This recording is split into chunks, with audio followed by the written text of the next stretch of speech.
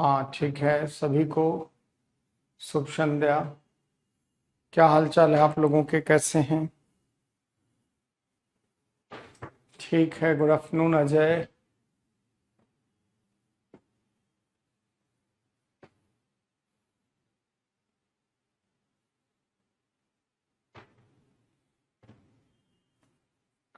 खुश रहिए। नितेश, सरस्वती, निशा, हाँ, Sumit, Sakshi, good evening everybody. I am fine. Kumari, Puja, Shreya, Prachi, Ajay. ठीक है ठीक है। अभी हम लोग जो एक दो कक्षा शुरू की पढ़ रहे हैं, उसमें हम लोग सामाजिक न्याय का जो दार्शनिक परिप्रेक्ष्य है, राजनीतिक संदर्भ है, उसके बारे में चर्चा कर रहे हैं। सामाजिक आदर्श और राजनीतिक आदर्श। राजनीतिक आदर्श मुख्यतः राज्य और राज्य की संस्थाओं के संदर्भ में क्या आदर्श होना चाहिए, उसकी बात पर विशेष बल देता है। जबकि सामाजिक आदर्श समाज और समाज के व्यवस्थित संचालन के क्रम में जो भी चीजें अच्छी है उसकी बात करता है। ऐसा नहीं कि सामाजिक आदर्श जो है वह राजनीतिक आदर्श नहीं होगा, दोनों में ओवरलैप है। ठीक है, चंचल आपका नाम ले चुका हूं। राणा, MRK राणा, भागलपुर। ठीक है, याद आ गया। ठीक है, गुड इवनिंग राहुल। ठीक है,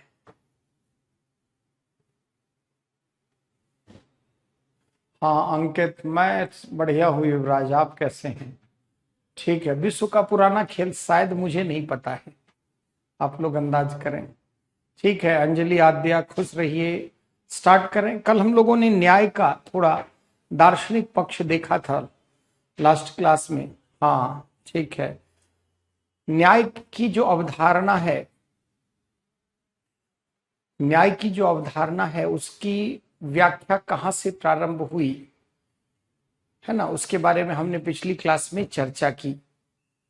क्या किया? न्याय की सर्वप्रथम व्याख्या हम प्लेटो के दर्शन से पाते हैं। क्वेश्चन सबका देखता हूं। देखो, क्वेश्चन जो पूछते हो ना, वो लास्ट में क्लास के अंत में, जैसे लास्ट इंडियन सोसाइटी जब हम लोग पढ़ रहे थे तो क्या करते थे, पहले हम लोग पढ़ ले, लास्ट के 10 मिनट हम लोग सिर्फ क्वेश्चन आंसर, डाउट से रिलेटेड जो है ना, उसके बारे में चर्चा करते हैं। ठीक है, रंजन, युवराज, दीपक, सभी, सोनाली, सभी को गुड इवनिंग।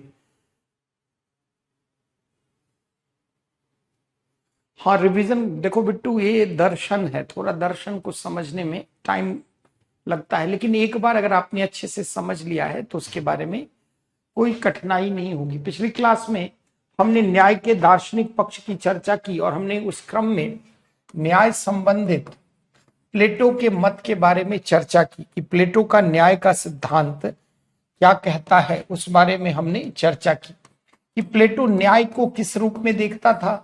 5 मिनट आपको रिवाइज करा दूं मैं तेजी से। प्लेटो न्याय को आत्मा का गुण के रूप में मानता है। प्लेटो कहता है कि न्याय जो है वह आत्मा का गुण है, यानी न्याय जो है वह सद्गुण है। यह एक संतुलनकारी शक्ति है, यानी एक बैलेंसिंग फोर्स है।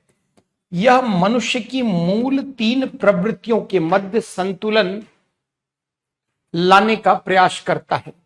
यानी मानव की 3 मूल प्रवृत्तियां हैं, 3 मूल प्रवृत्ति है, ऐसा प्लेटो मानते हैं कि पहला जो है वह है तृष्णा, एपिटाइट। दूसरा है साहस या शौर्य, और तीसरा है विवेक या wisdom. Appetite, spirit and wisdom, there are 3 basic instinct of human.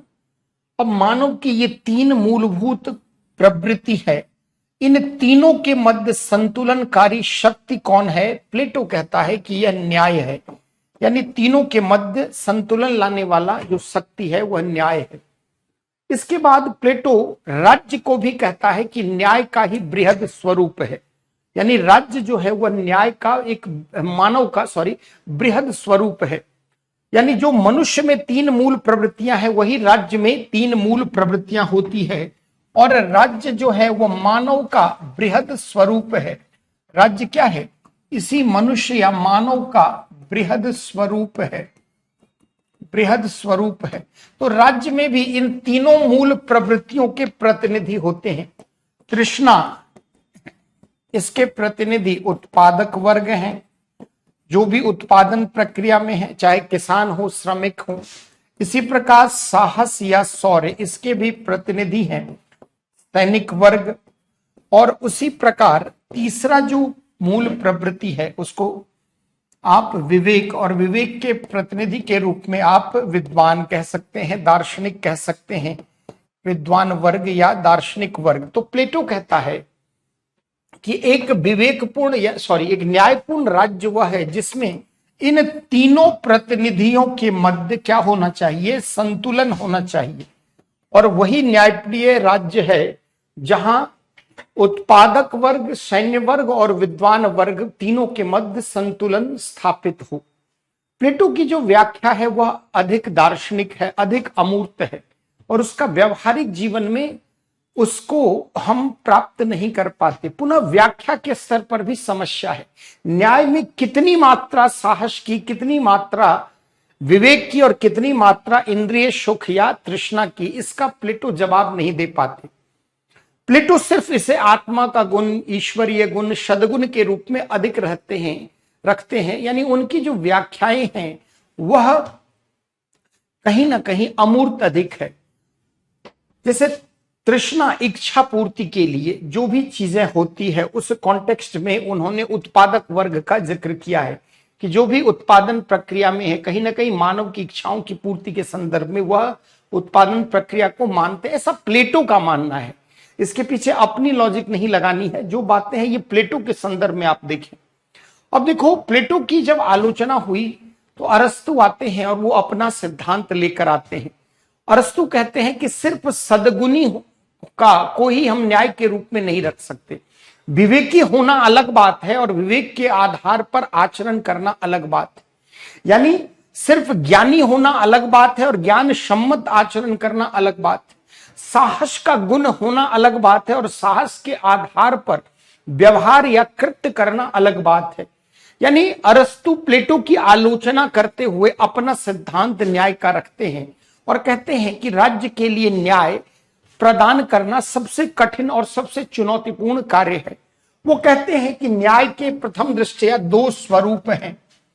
यानी न्याय का पहले दो स्वरूप है। एक को वो कहते हैं साधारण न्याय और दूसरे को वो कहते हैं विशिष्ट न्याय। कहते हैं राज्य के लिए विशिष्ट न्याय का अधिक। साधारण न्याय में क्या सद्गुण क्या है और उसका औचित्य क्या है उसके बारे में बात है। जैसे एक बच्चे का सवाल है, जैसे मान लो ईमानदारी सद्गुण है, उसके पीछे लॉजिक क्या है, इस बारे में ध्यान देता है राज्य। और दूसरा राज्य के लिए विशिष्ट न्याय, सामान्य न्याय को छोड़कर अन्य सभी न्याय किसमें है, विशिष्ट न्याय में। अरस्तु पुनः इसको भी दो भाग में बांटता है। कहता है पहला जो है वह वितरण मूलक न्याय है, डिस्ट्रीब्यूटिव जस्टिस, और दूसरा संशोधनात्मक न्याय। थोड़ा सा देखो, हमें मूल रूप से इसको समझना है, वितरण मूलक न्याय को। पिछली क्लास में हमने पढ़ा है आपको। वितरण मूलक न्याय क्या है? किसी भी राज्य के लिए अपने नागरिकों के मध्य आय, पद, प्रतिष्ठा, संसाधन आदि का वितरण करना एक महत्वपूर्ण कार्य है। तो कोई भी राज्य अपने नागरिकों के मध्य आय, पद, प्रतिष्ठा, सम्मान, इन सब का वितरण किस प्रकार करे, राज्य के लिए सबसे महत्वपूर्ण यह है। यानी प्लेटो की न्याय की पूरी मीमांसा में, पूरी व्याख्या में सर्वाधिक बल किसी पर है तो वह है वितरण मूलक न्याय। और प्लेटो नहीं, अरस्तु की व्याख्या में। और अरस्तु क्या कहता है कि वितरण मूलक न्याय ही किसी भी राज्य की सफलता का आधार है। अगर राज्य वितरण करते वक्त अपने सभी नागरिकों को समान मात्रा में संसाधन प्रदान करे तो वह राज्य टिक नहीं सकता।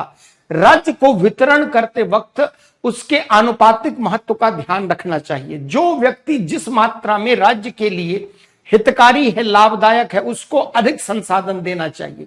यानी समान लोगों के साथ समान, और जो असमान है यानी जो विशिष्ट है उनके साथ विशिष्ट व्यवहार करना चाहिए।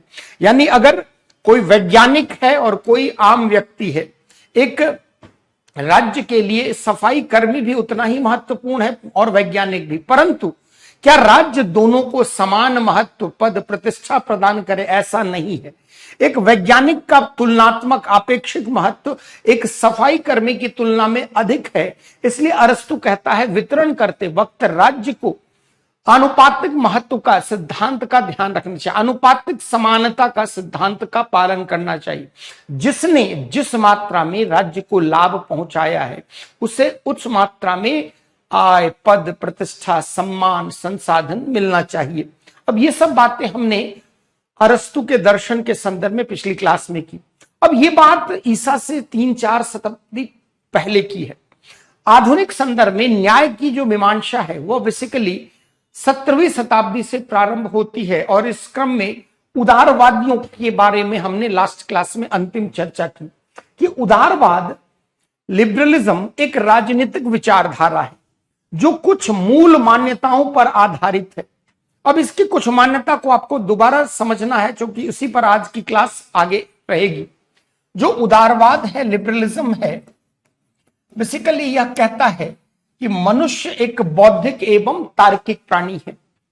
यदि उसे बंधनों से मुक्त कर दिया जाए, किसके बंधन से? राज्य के बंधन से, धर्म के बंधन से। अगर मानव को बंधनों से मुक्त कर स्वतंत्रता प्रदान कर दी जाए तो मानव अपना विकास कर लेगा।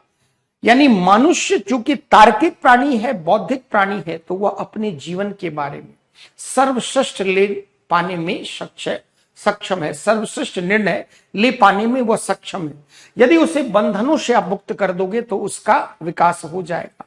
दूसरी बात जो आपको समझनी है कि उदारवाद कहता है कि एक तरफ व्यक्तिगत हित है, किसी एक व्यक्ति का लाभ हित, और दूसरी तरफ सामाजिक हित है, किसी समाज के संदर्भ में भलाई की बात है, और एक तरफ व्यक्तिगत भलाई की बात है।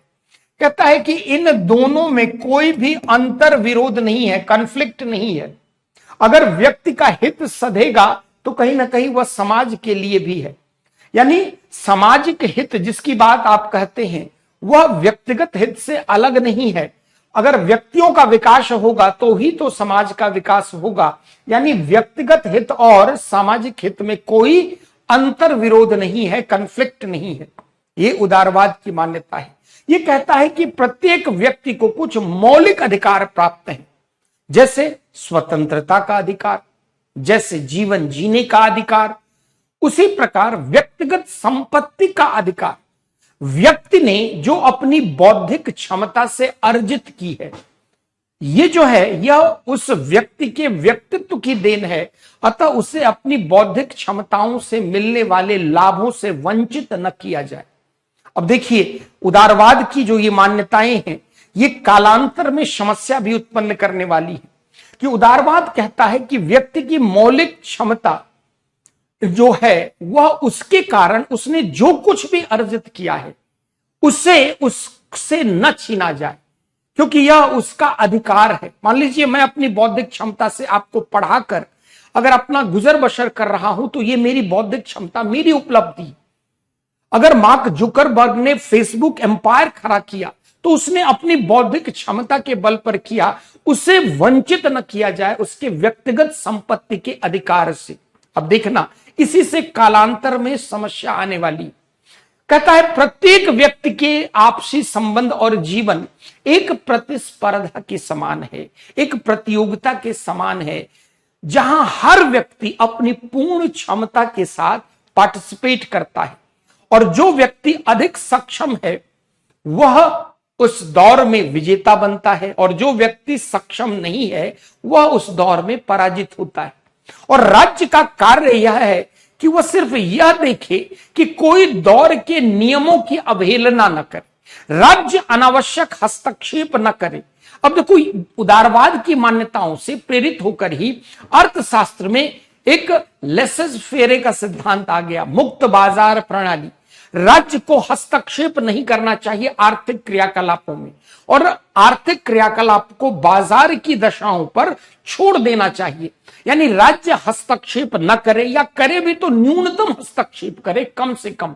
अब ये न्यूनतम हस्तक्षेप जो है आगे हमारे पहले चैप्टर में काम आएगा जहां पर सरकारी नीति और विकास के लिए नीतिगत हस्तक्षेप की बात।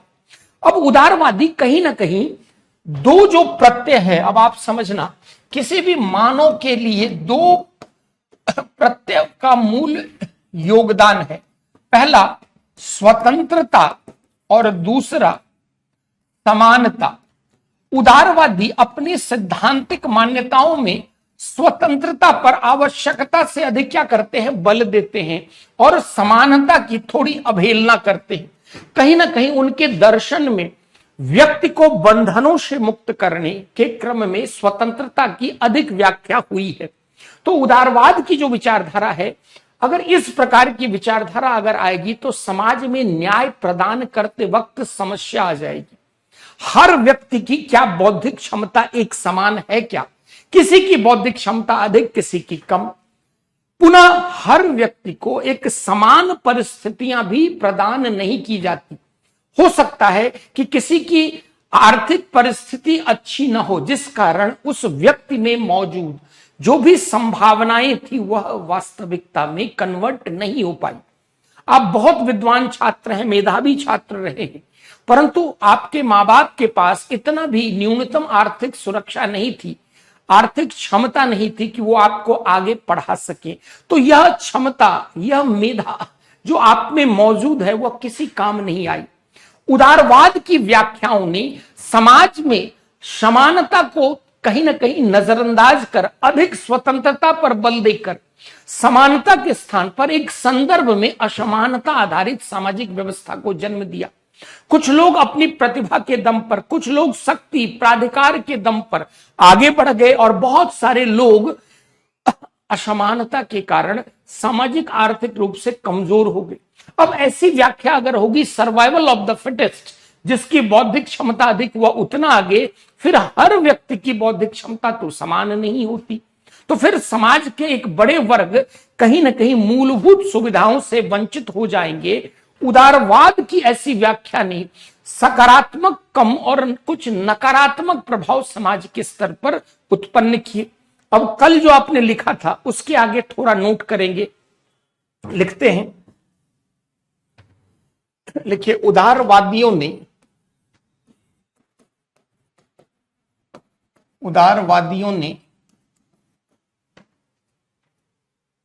अपनी मान्यताओं के अनुरूप, अपनी मान्यताओं के अनुरूप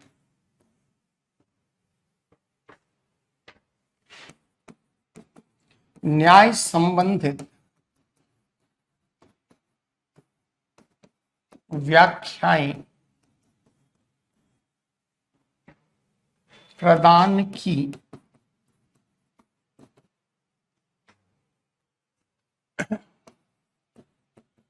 उदारवादियों ने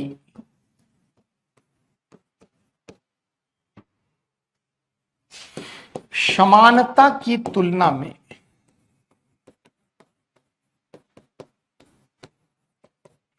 स्वतंत्रता पर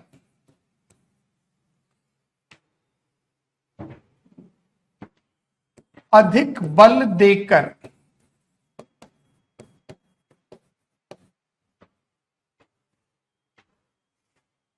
समानता की तुलना में स्वतंत्रता पर अधिक बल प्रदान कर न्याय की व्याख्या प्रस्तुत की। इसके कारण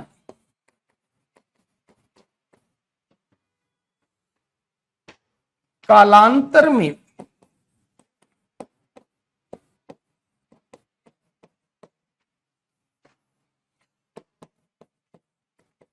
समस्याएं भी उत्पन्न होने लगी। हर व्यक्ति की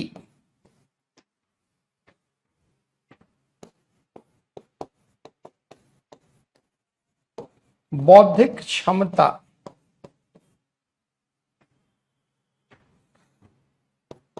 समान नहीं होती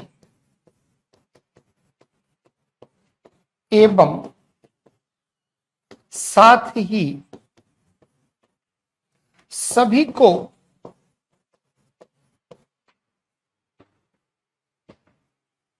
जीवन में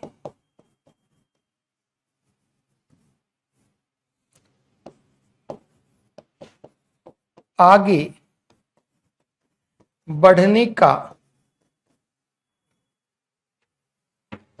समान अवसर एवं परिस्थिति उपलब्ध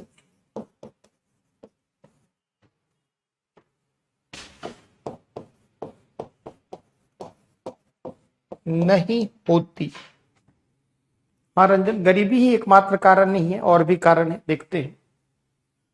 यानी उदारवादियों ने अपनी मान्यता के अनुरूप क्या किया? न्याय संबंधित व्याख्याएं प्रदान किया, मत प्रदान किया।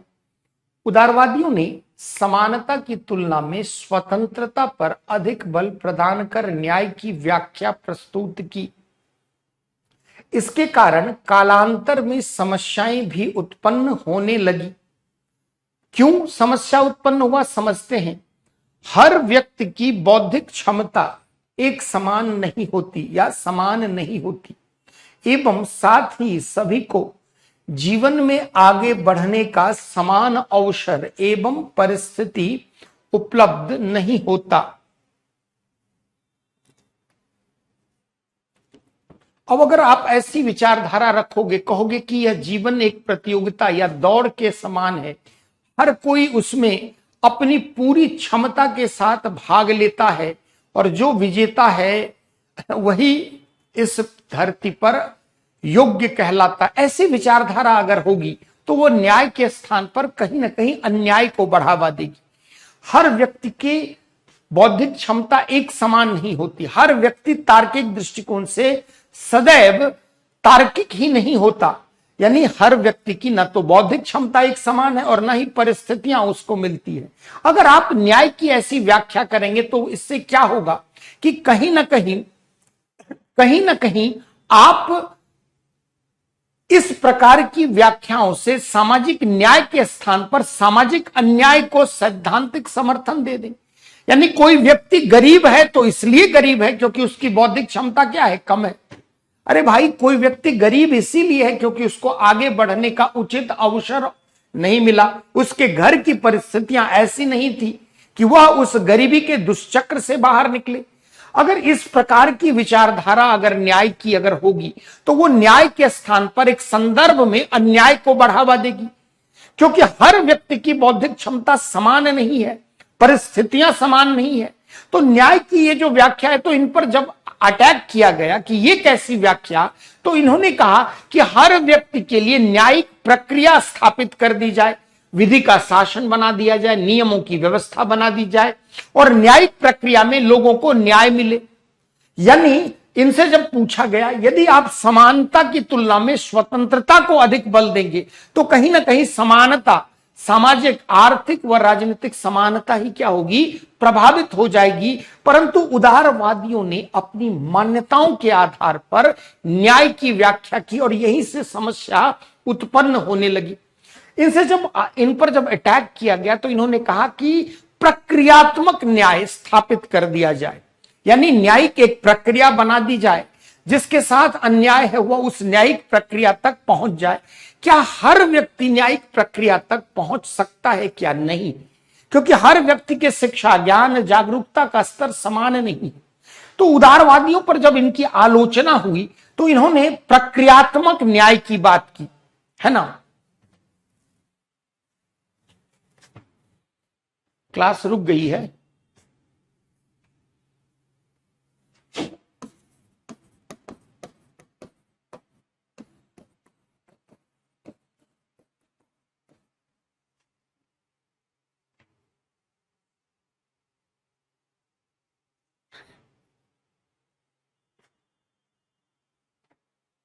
उदारवादी ने अपनी न्याय संबंधित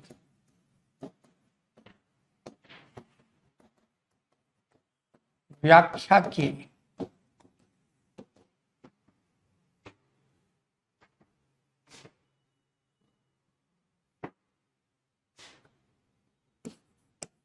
भैया ऐसे मत लिख दिया करो रुक गई है ना, उससे मैं और मेरे सारे बच्चे डिस्टर्ब हो जाते हैं। व्याख्या के क्रम में प्रक्रियात्मक न्याय की बात की। प्रक्रिया पहले लिख लो फिर समझाता हूं। प्रक्रियात्मक न्याय से तात्पर्य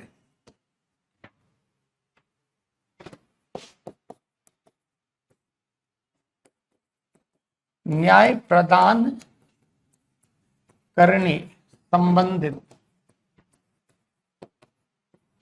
सभी प्रक्रियाओं की प्रक्रियात्मक न्याय से न्याय प्रदान करने संबंधित सभी प्रक्रियाओं की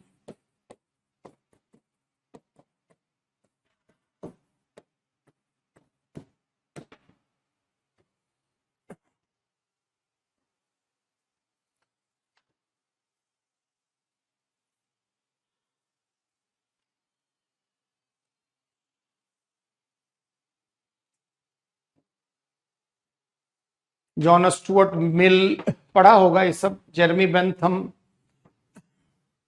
ये सब कुछ देखो। सिर्फ जहां हमें काम की बातें देखनी है वो उस पर फोकस करना है। ये क्या कह रहा है उदारवादी कि न्याय की व्याख्या करने के क्रम में प्रक्रियात्मक न्याय की बात करता है कि न्यायिक प्रक्रिया उपलब्ध करा दो, कानून उपलब्ध करा दो, विधि का शासन उपलब्ध करा दो, न्याय तक सबकी समान पहुंच उपलब्ध करा दो, न्याय मिल जाएगा। परंतु इसने स्वतंत्रता का कहीं ना कहीं आवश्यकता से अधिक महिमा मंडन कर दिया और इस क्रम में कहीं ना कहीं इसने समानता संबंधित बातों को नजरअंदाज किया। अब यहीं से समस्या आ गई कि जब ऐसा सिद्धांत अगर मुक्त बाजार प्रणाली का समर्थन करेगा या कहीं ना कहीं पूंजीवादी आर्थिक प्रणाली को प्रमोट करेगा, जैसे उदारवादियों की मान्यता ही आर्थिक क्षेत्र में जब आई तो वह अहस्तक्षेप की नीति या मुक्त बाजार प्रणाली का आधार बनी और इससे कहीं ना कहीं सामाजिक जीवन में एक असमानता दिखाई पड़ी, आर्थिक जीवन में असमानता दिखाई पड़ी। तो उदारवादियों की यही जो व्याख्या है वह समस्या भी उत्पन्न करती है। कुछ नोट करते हैं। न्याय प्रदान करने वाली संबंधित सभी प्रक्रिया, चाहे विधि व्यवस्था बना दे, कोर्ट स्थापित कर दे, सभी की समान पहुंच उपलब्ध कर दे। लिखते हैं आगे नोट करिए, उदारवादी न्याय की व्यवस्था ने एक संदर्भ में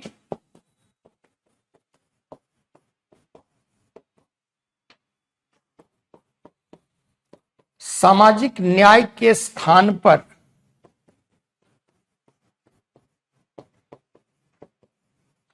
सामाजिक अन्याय को जन्म दिया।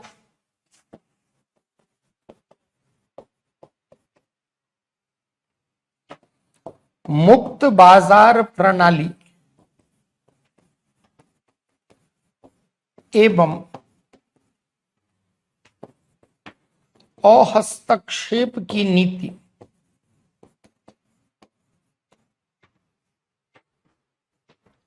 मुक्त बाजार प्रणाली मतलब राज्य जहां आर्थिक क्षेत्रों में अधिक हस्तक्षेप न करे और बाजार को उसकी दशाओं के आधार पर छोड़ दे। आ रहे एक एक करके सब पर। मुक्त बाजार प्रणाली एवं अहस्तक्षेप की नीति जैसे सैद्धांतिक परिप्रेक्ष्य को जन्म देने में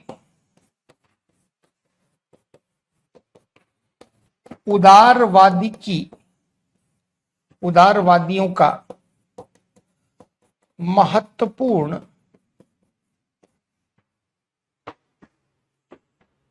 मुक्त बाजार प्रणाली एवं अहस्तक्षेप की नीति जैसे सैद्धांतिक परिप्रेक्ष्य को जन्म देने में उदारवादियों का महत्वपूर्ण योगदान रहा है।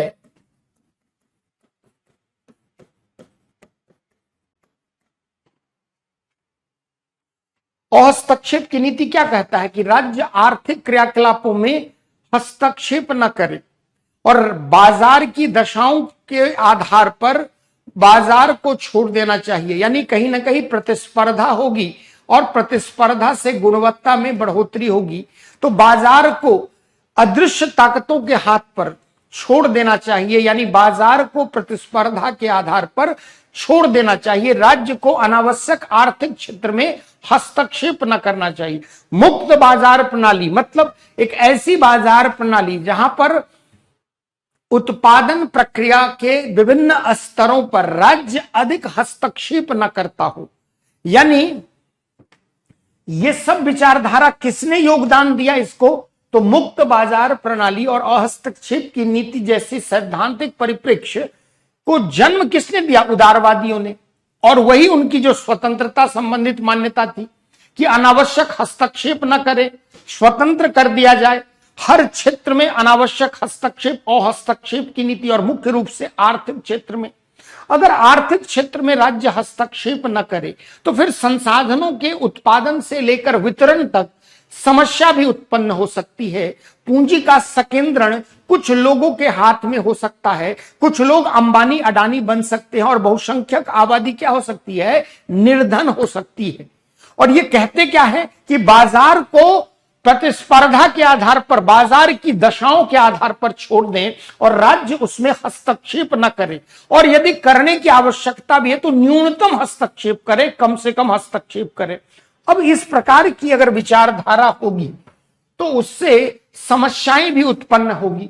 तो ये दोनों जो सैद्धांतिक आगे लिखते हैं, इसमें पहले नोट करिए फिर समझाता हूं। देखिए, मुक्त बाजार प्रणाली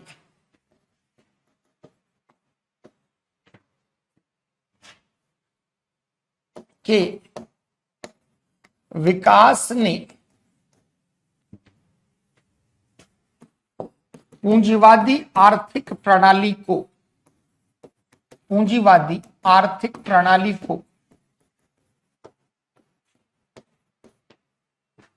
विकसित होने में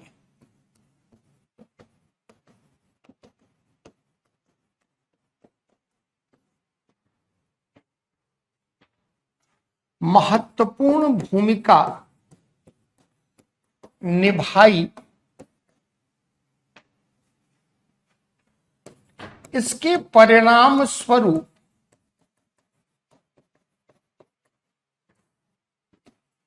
जहां एक ओर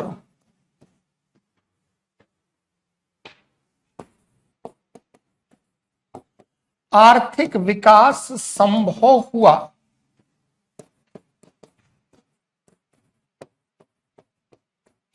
वहीं दूसरी ओर सामाजिक आर्थिक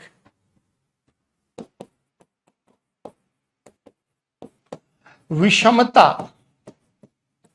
में भी वृद्धि हुई।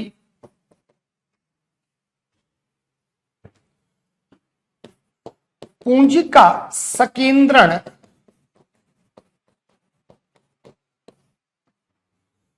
सेंट्रलाइजेशन ऑफ कैपिटल, पूंजी का संकेंद्रण कुछ सीमित पूंजीपतियों के हाथों में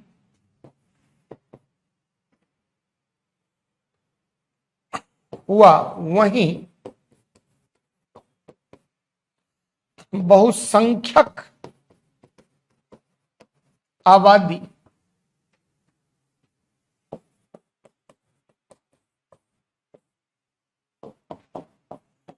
गरीबी का सामना करने लगी। अब देखो, जब उदारवादी ऐसा व्याख्या करने लगे, सर्वाइवल ऑफ द फिटेस्ट, जो योग्य है वही वर्ण करेगा, वही इस दुनिया में राज करेगा, और हर क्षेत्र में इन्होंने स्वतंत्रता संबंधित विचारधारा की बात की।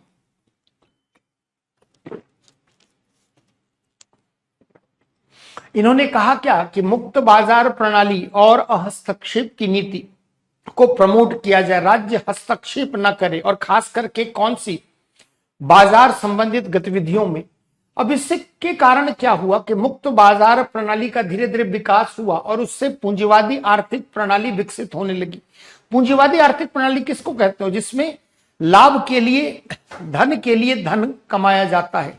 कहीं ना कहीं जहां पर व्यापक मात्रा में, विपुल मात्रा में उत्पादन प्रक्रिया के द्वारा अधिक से अधिक लाभ कमाने की कोशिश की जाती है। तो जो पूंजीवादी आर्थिक प्रणाली विकसित हुई, उसके कारण क्या हुआ कि एक और आर्थिक विकास तो हुआ, परंतु सामाजिक आर्थिक विषमता क्या है, बढ़ गई। क्यों? क्योंकि कुछ सीमित वर्गों के हाथ में पूंजी आ गई और बहुसंख्यक आबादी क्या हो गई, न्यूनतम सुविधाओं से भी वंचित हो गई। कुछ अंबानी अडानी जैसे लोग आ गए और अधिसंख्यक आबादी जो है वो निर्धन हो गई। क्यों? क्योंकि कुछ लोगों में योग्यता थी, क्षमता थी, और उन्होंने योग्यता और क्षमता के दम पर अपना साम्राज्य खड़ा कर लिया, और हर व्यक्ति की न तो उसमें बौद्धिक क्षमता समान थी, न तो परिस्थितियां समान थी, न उनको आगे बढ़ने का उपयुक्त अवसर मिला। और इस प्रकार की व्याख्या सामाजिक न्याय के स्थान पर एक तरह से सामाजिक अन्याय को ही इसने बढ़ावा दिया। तो उदारवादी जो कह रहे थे, बेसिकली ये अरस्तु वाली बात को ही रिपीट कर रहे थे। अब चलते हैं, थोड़ा इसकी आलोचना करेंगे, और उस क्रम में थोड़ा मार्क्सवादियों का न्याय संबंधित मत क्या है, सब थिंकर को थोड़ा सा इसमें समझ लोगे। हाँ, ऑब्वियसली इसमें क्या होगा कि जो योग्य व्यक्ति है वो आगे बढ़ेंगे, और हर व्यक्ति की क्षमता एक समान नहीं है तो वो पिछड़ जाएंगे, है ना। तो यहां तक आपने नोट किया कि पूंजी का सकेंद्रण, मतलब पूंजी किसी एक व्यक्ति के हाथों में ही सिमटती चली गई, कुछ व्यक्तियों के हाथों में। इससे सामाजिक आर्थिक विषमता क्या है, वो बढ़ गई। पूंजी का सकेंद्रण कुछ सीमित पूंजीपतियों के हाथ में हुआ, वहीं बहुसंख्यक आबादी क्या करने लगी, गरीबी का सामना करने लगी। इस प्रकार लिख सकते हैं, इस प्रकार न्याय संबंधित उदारवादी परिप्रेक्ष्य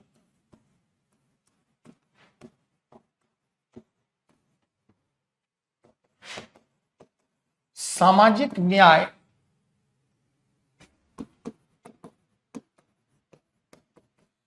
प्रदान करने में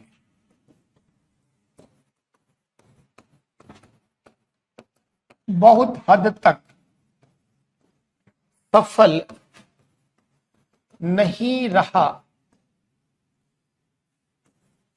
इसकी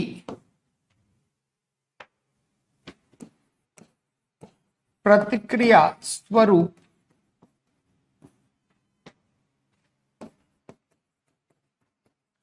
मार्क्सवादी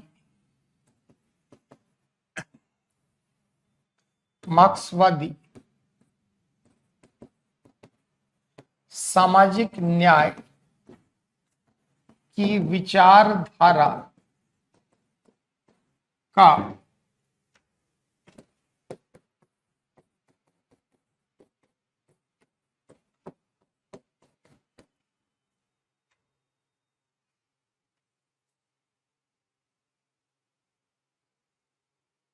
हाँ, योग्य लोग जो हैं वही हैं जिनमें अधिक क्षमता है, क्षमता के दम पर वो एम्पायर खड़ा कर सकते हैं। लेकिन बहुत सारे लोग हैं जिनमें क्षमता के बावजूद उचित अवसर परिस्थितियां न होने के कारण वो आगे नहीं बढ़ पाए। तो ये जो न्याय संबंधित व्याख्या है वह कहीं ना कहीं समस्या अधिक उत्पन्न करेगी। इसलिए मार्क्सवादी न्याय संबंधित मत की थोड़ी चर्चा हम लोग करते हैं। संबंधित मत कि मार्क्सवादी दृष्टिकोण में, मार्क्स के विचारों में, या जो भी वामपंथी विचारक है वो न्याय की व्याख्या किस संदर्भ में करते हैं।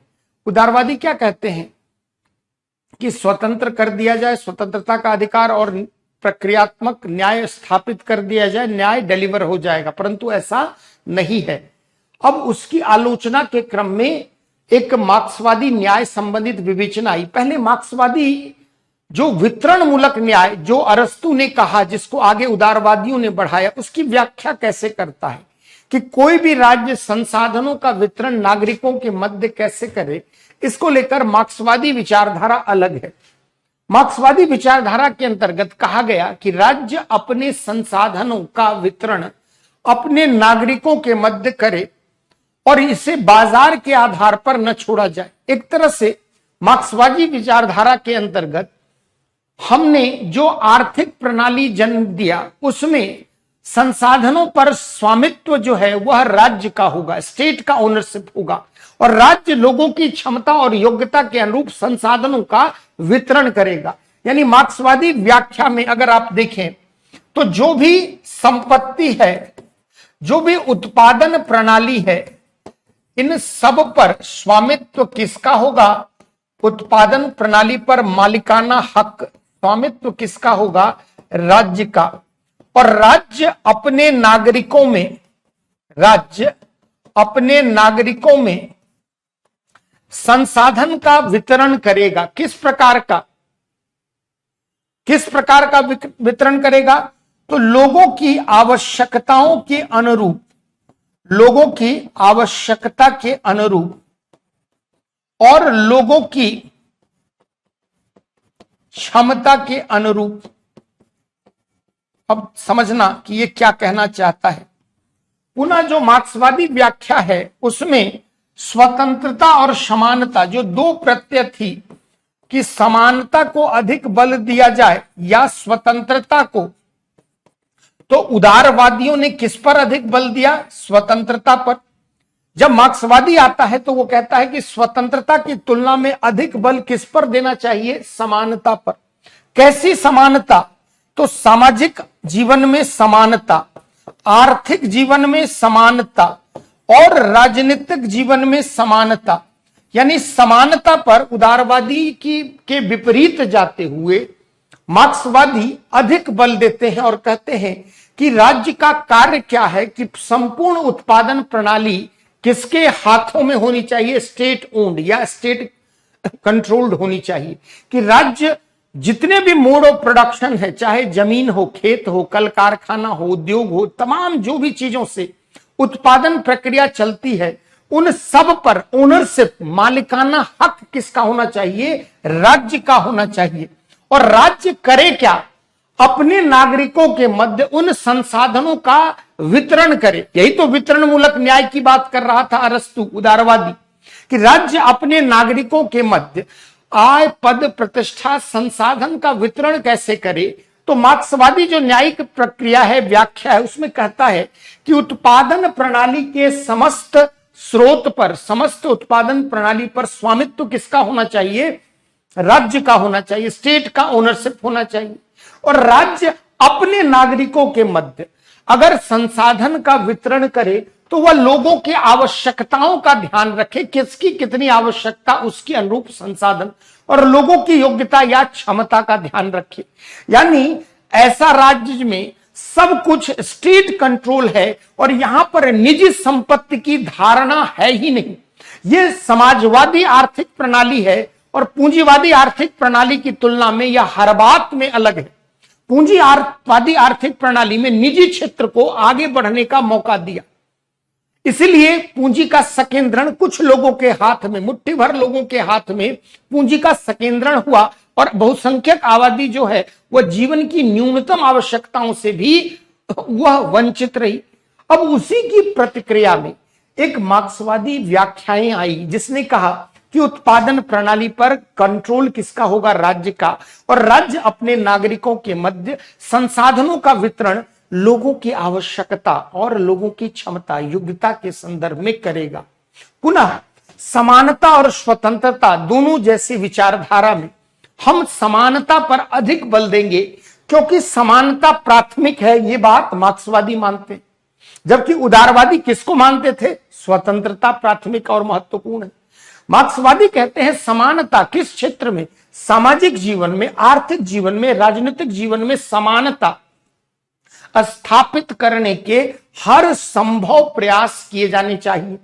और जो मार्क्सवादी न्याय की व्याख्या है उसमें कहता है ये कि सिर्फ प्रक्रियात्मक न्याय स्थापित करने से कुछ नहीं होगा। ये जो उदारवादी कह रहे थे कि न्यायिक प्रक्रिया स्थापित कर दोगे न्याय डिलीवर हो जाएगा, यानी कोर्ट कचहरी, विधि का शासन, संविधान, ये सब अगर आप स्थापित रख देंगे, बना देंगे तो कहीं ना कहीं न्याय हो जाएगा। ये कहते हैं नहीं, उन न्याय की प्रक्रियाओं को भी पूंजीपति अपने हितों के अनुरूप क्या करेंगे? प्रभावित कर लेंगे। कुछ लोग अशिक्षित हैं, जागरूक हैं, शिक्षा का अभाव के कारण वो न्यायिक प्रक्रिया की जटिलता को समझ नहीं पाएंगे। तो सिर्फ प्रक्रियात्मक न्याय स्थापित कर देने से न्याय डिलीवर नहीं हो जाएगा। न्याय अमूर्त न्याय, यानी एक प्रकार से तात्विक न्याय, जिसकी आत्मा क्या है? सामाजिक न्याय, जिसमें समाज के उपेक्षित, वंचित, पीड़ित, गरीब लोगों के न्यायिक हितों का अधिक ध्यान रखा जाए। तो मार्क्सवादी, आप समझ पा रहे होंगे कि ये कैसे एक संदर्भ में उदारवादियों के विपरीत अपना मत रखते हैं। दो संदर्भ में क्या क्या? समानता पर अधिक बल देते हैं स्वतंत्रता की तुलना में। किस क्षेत्र में समानता? सामाजिक, आर्थिक और राजनीतिक जीवन। दूसरा, ये समस्त उत्पादन प्रणाली किसके हाथों में रखने की बात करते हैं? राज्य की। और राज्य क्या करे? अपने नागरिकों के मध्य संसाधनों का समुचित वितरण करे। किस आधार पर? लोगों की आवश्यकता के मद्देनजर और लोगों की क्षमता के मद्देनजर। और प्रक्रियात्मक न्याय के स्थान पर तात्विक न्याय, जिसको हम सामाजिक न्याय कहेंगे मूल संदर्भों में, उसकी बात पर यह बल देते हैं। तो आगे नोट करें, आप समझ रहे हो ना बच्चों? थोड़ा दर्शन है, एक दो बस आज तक की क्लास संभाल लेनी है, फिर तो जब हम लोग सिलेबस पर आ जाएंगे तो। लेकिन उस सिलेबस को समझने के लिए आपको थोड़ा न्याय का दार्शनिक, मैं ये नहीं कहना चाह रहा हूं कि कौन सही है, दोनों में से कोई सही नहीं है, दोनों का संदर्भ सही है। इसी सही और गलत के लिए बाद में जॉन रॉल्स आएंगे। नीतीश, अभी मैंने कहां कह दिया कि मार्क्सवादी सही है? कहा गया ऐसा? नहीं ना।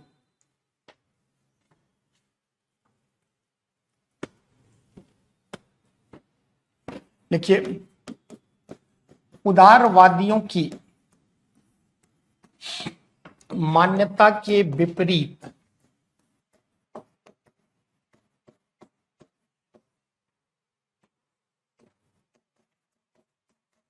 मार्क्सवादी या स्लैश वामपंथी स्लैश समाजवादी, कुछ भी कह सकते हैं,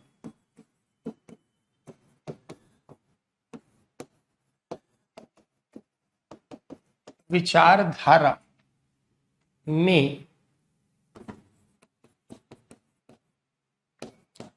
स्वतंत्रता के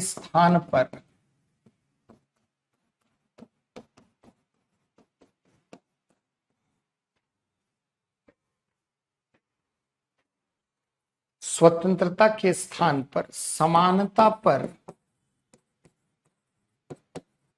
अधिक बल दिया गया,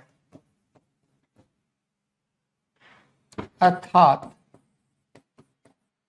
समानता। कैसी समानता? तो सामाजिक, आर्थिक,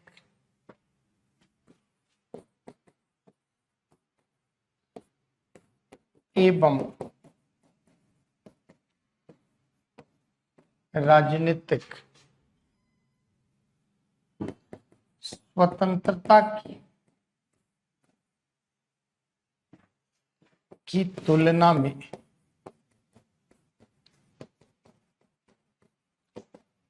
अधिक महत्वपूर्ण व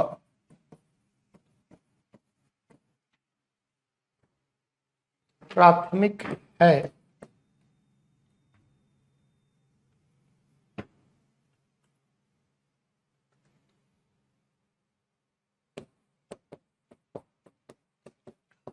मार्क्सवादी विचारक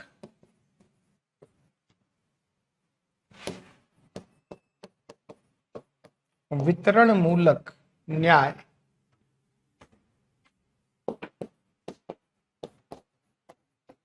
प्रदान करने के क्रम में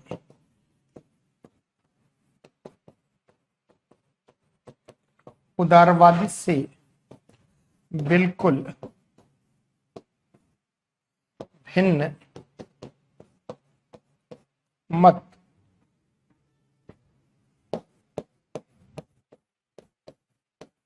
रखते हैं। इनके अनुसार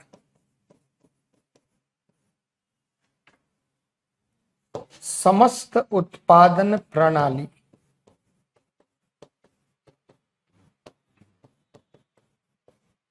पर राज्य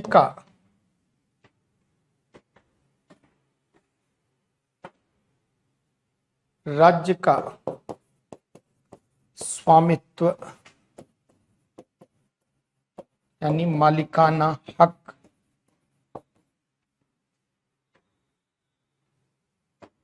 होगा और राज्य अपने नागरिकों के मध्य और राज्य अपने नागरिकों के मध्य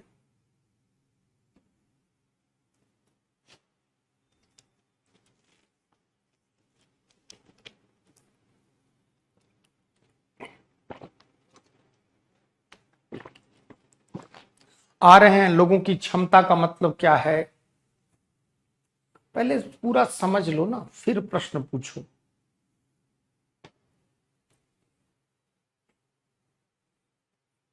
बढ़ूं आगे। इनके अनुसार समस्त उत्पादन प्रणाली पर राज्य का स्वामित्व यानी ओनरशिप मालिकाना हक होगा और राज्य अपने नागरिकों के मध्य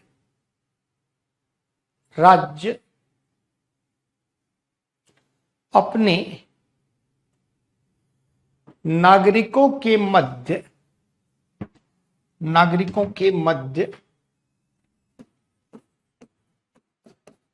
संसाधनों का वितरण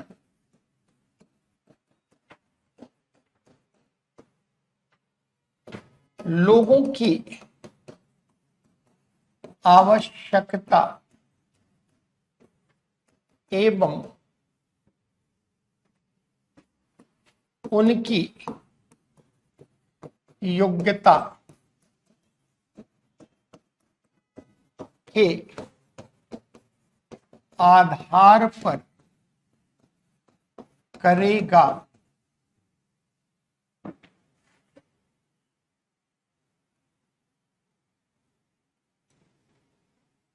मार्क्सवादी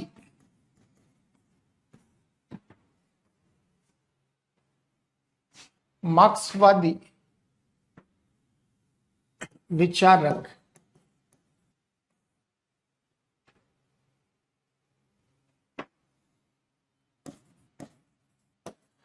प्रक्रियात्मक न्याय के स्थान पर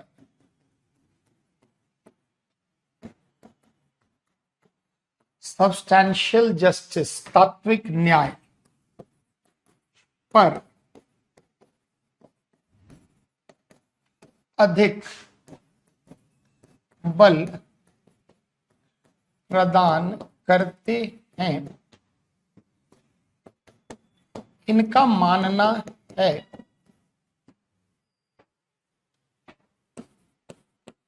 कि सिर्फ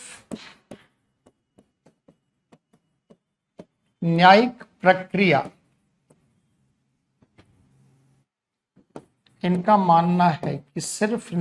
प्रक्रिया स्थापित कर देने से न्याय प्रदान नहीं हो जाएगा,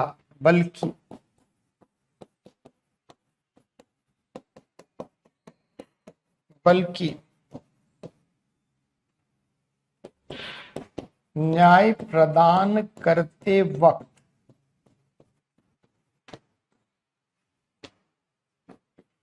लोगों की दशा, परिस्थिति,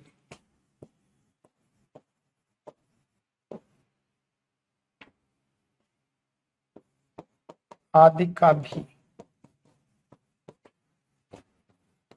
विशेष ध्यान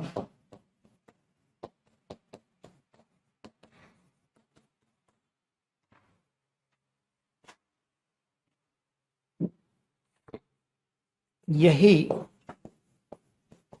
न्याय का मूल पक्ष, तात्विक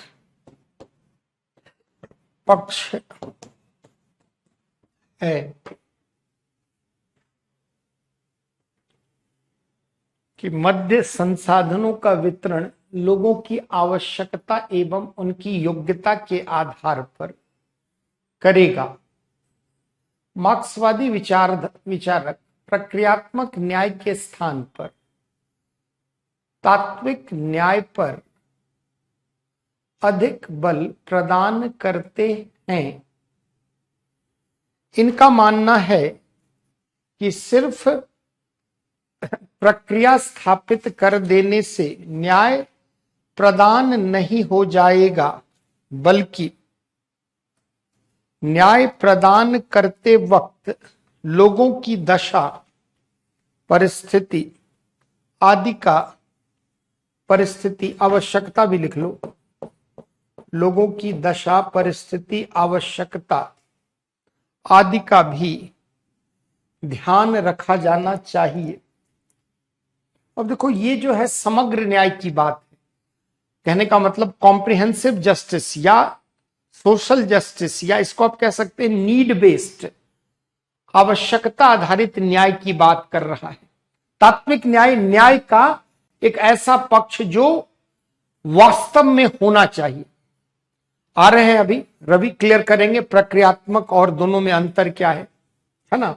न्याय की आत्मा, तात्विक न्याय मतलब समझे न्याय की आत्मा, कि सिर्फ प्रक्रिया रख दिए, बना दिए, कोर्ट कचहरी रख दिए, वकील, कानून किताब, कानून धाराएं, तो क्या न्याय हो जाएगा? नहीं होगा, क्योंकि हर व्यक्ति की उस न्यायिक प्रक्रिया तक पहुंच संभव नहीं है।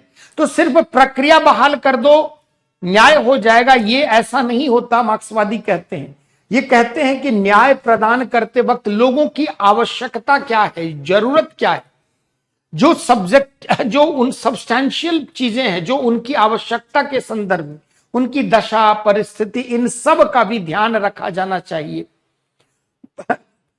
न्याय प्रदान करते हुए लोगों की दशा, आवश्यकता, परिस्थिति आदि का भी विशेष ध्यान रखा जाना चाहिए। यही न्याय का मूल पक्ष, तात्विक पक्ष, जिसको हम सब्सटेंटिव कहते हैं, जस्टिस, तात्विक पक्ष है। अब देखो बच्चों, दोनों ही मत अपने आप में सही लगते हैं, दोनों में कुछ ना कुछ अच्छाइयां हैं, लेकिन दोनों में कुछ ना कुछ कमियां हैं, है ना। तात्विक पक्ष मतलब न्याय की आत्मा, जो न्याय होना चाहिए, है ना। सिर्फ प्रक्रिया बहाल करने से नहीं, लोग की आवश्यकता, काल, परिस्थिति। अरे भाई चंचल, क्लास क्या करना है नहीं करना मैं नहीं करूंगा, ये मैनेजमेंट का पार्ट है, बार बार मुझे मत कहा करो, है ना। यही न्याय का मूल पक्ष है। अब देखो, न्याय संबंधित बातें जो है उसमें अब समस्या उत्पन्न हो गई। न्याय संबंधित दोनों मत, न्याय संबंधित दोनों मतों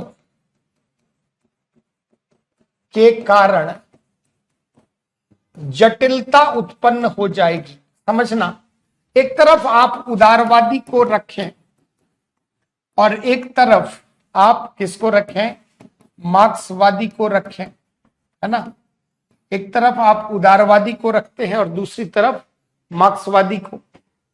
उदारवादी किस पर बल देता था, अब आप बताते चले, समानता और स्वतंत्रता में किस पर बल देता था, तो यह स्वतंत्रता पर अधिक बल देता था और एक संदर्भ में समानता की यह उपेक्षा करता था। मार्क्सवादी किस पर अधिक बल देने लगे? तो ये समानता पर अधिक बल देने लगे और स्वतंत्रता पर कहीं ना कहीं थोड़ा इसकी उपेक्षा की। समझना, दोनों ही चीजें जरूरी है। समानता और स्वतंत्रता में अधिक महत्वपूर्ण क्यों?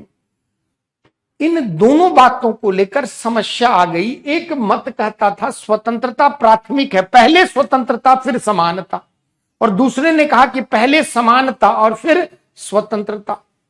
एक ने कहा कि प्रक्रियात्मक न्याय होनी चाहिए और दूसरे ने कहा कि नहीं भाई, प्रक्रियात्मक न्याय नहीं, तात्विक न्याय। तात्विक मतलब नीड बेस्ड, लोगों की आवश्यकता का ध्यान रखते हुए, लोगों के सामाजिक परिदृश्य का ध्यान रखते हुए, यानी न्याय की जो मूल आत्मा है, यानी एक प्रकार से यह तात्विक न्याय, ये प्रोसीजरल जस्टिस की बात करता था और वह सब्सटेंटेटिव जस्टिस की बात करता है, तात्विक न्याय की।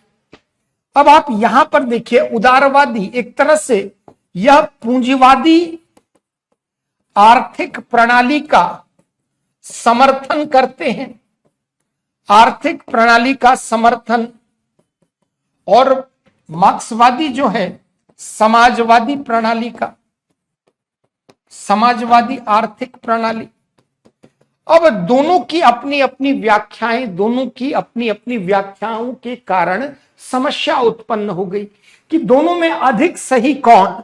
और इसी समस्या का समाधान करने एक व्यक्ति आता है, जॉन रॉल्स, जो उदारवादी और मार्क्सवादियों के मध्य न्याय संबंधित व्याख्याओं के क्रम में क्या अंतर है उसका समाधान करने के लिए जॉन रॉल्स जैसे विचारक आते हैं और वो दोनों के मध्य संतुलन स्थापित करने का प्रयास करते हैं कि न्याय संबंधित उनका जो सिद्धांत है उसमें बेसिकली संतुलन लाने का कार्य वो अधिक करते हैं।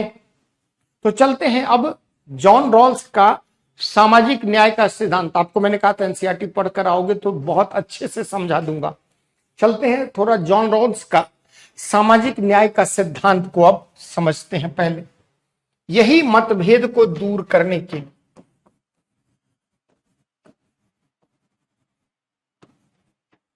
जॉन रॉल्स का सामाजिक न्याय सिद्धांत।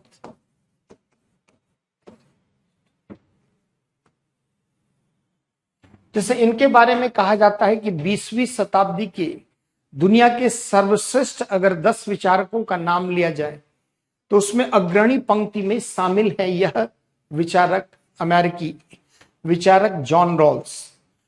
इन्होंने एक किताब लिखी जो 1970s के डिकेड में बहुत लोकप्रिय हुई, अ थियरी ऑफ जस्टिस। ये जो किताब है उसको एक तरह से आप कह सकते हैं यह किताब नहीं ग्रंथ है, और इसी किताब में इन्होंने, रॉल्स ने अपना सामाजिक न्याय का सिद्धांत रखा है। रॉल्स ने अपने सामाजिक न्याय का सिद्धांत प्रस्तुत किया है। अब देखो, रॉल्स से पहले क्या समस्या चल रही थी कि उदारवादी कुछ और बात कह रहे थे और मार्क्सवादी कुछ और बात कह रहे थे। दोनों अपने अपने संदर्भ में सही थे। एक कहता था कि स्वतंत्रता प्राथमिक है समानतावाद में, एक कहता था समानता प्राथमिक है और स्वतंत्रतावाद में। एक प्रक्रियात्मक न्याय की बात करता था, एक तात्विक न्याय की बात। एक कहता था कि पूंजीवादी आर्थिक मॉडल जो है उसके कारण सामाजिक आर्थिक विकास होगा और सबका आर्थिक विकास होगा। यानी पूंजीवादी आर्थिक मॉडल कहता क्या है कि एक लंबे समय तक अगर इस प्रकार की आर्थिक प्रणाली चलेगी तो सभी क्षेत्रों में विकास होगा। समाजवादी जो आर्थिक मॉडल है वो कहता है क्या कि उत्पादन के साधन पर कुछ लोगों का स्वामित्व न होकर राज्य का स्वामित्व होगा। ये सब बातें न्याय संबंधित दृष्टिकोण को लेकर मतभेद थे। इसी मतभेद को दूर कर सामाजिक न्याय का एक व्यवस्थित सिद्धांत प्रदान करने में जॉन रॉल्स का सर्वाधिक महत्वपूर्ण योगदान है ना। तो रॉल्स का सिद्धांत क्या है हम लोग पढ़ते हैं अब।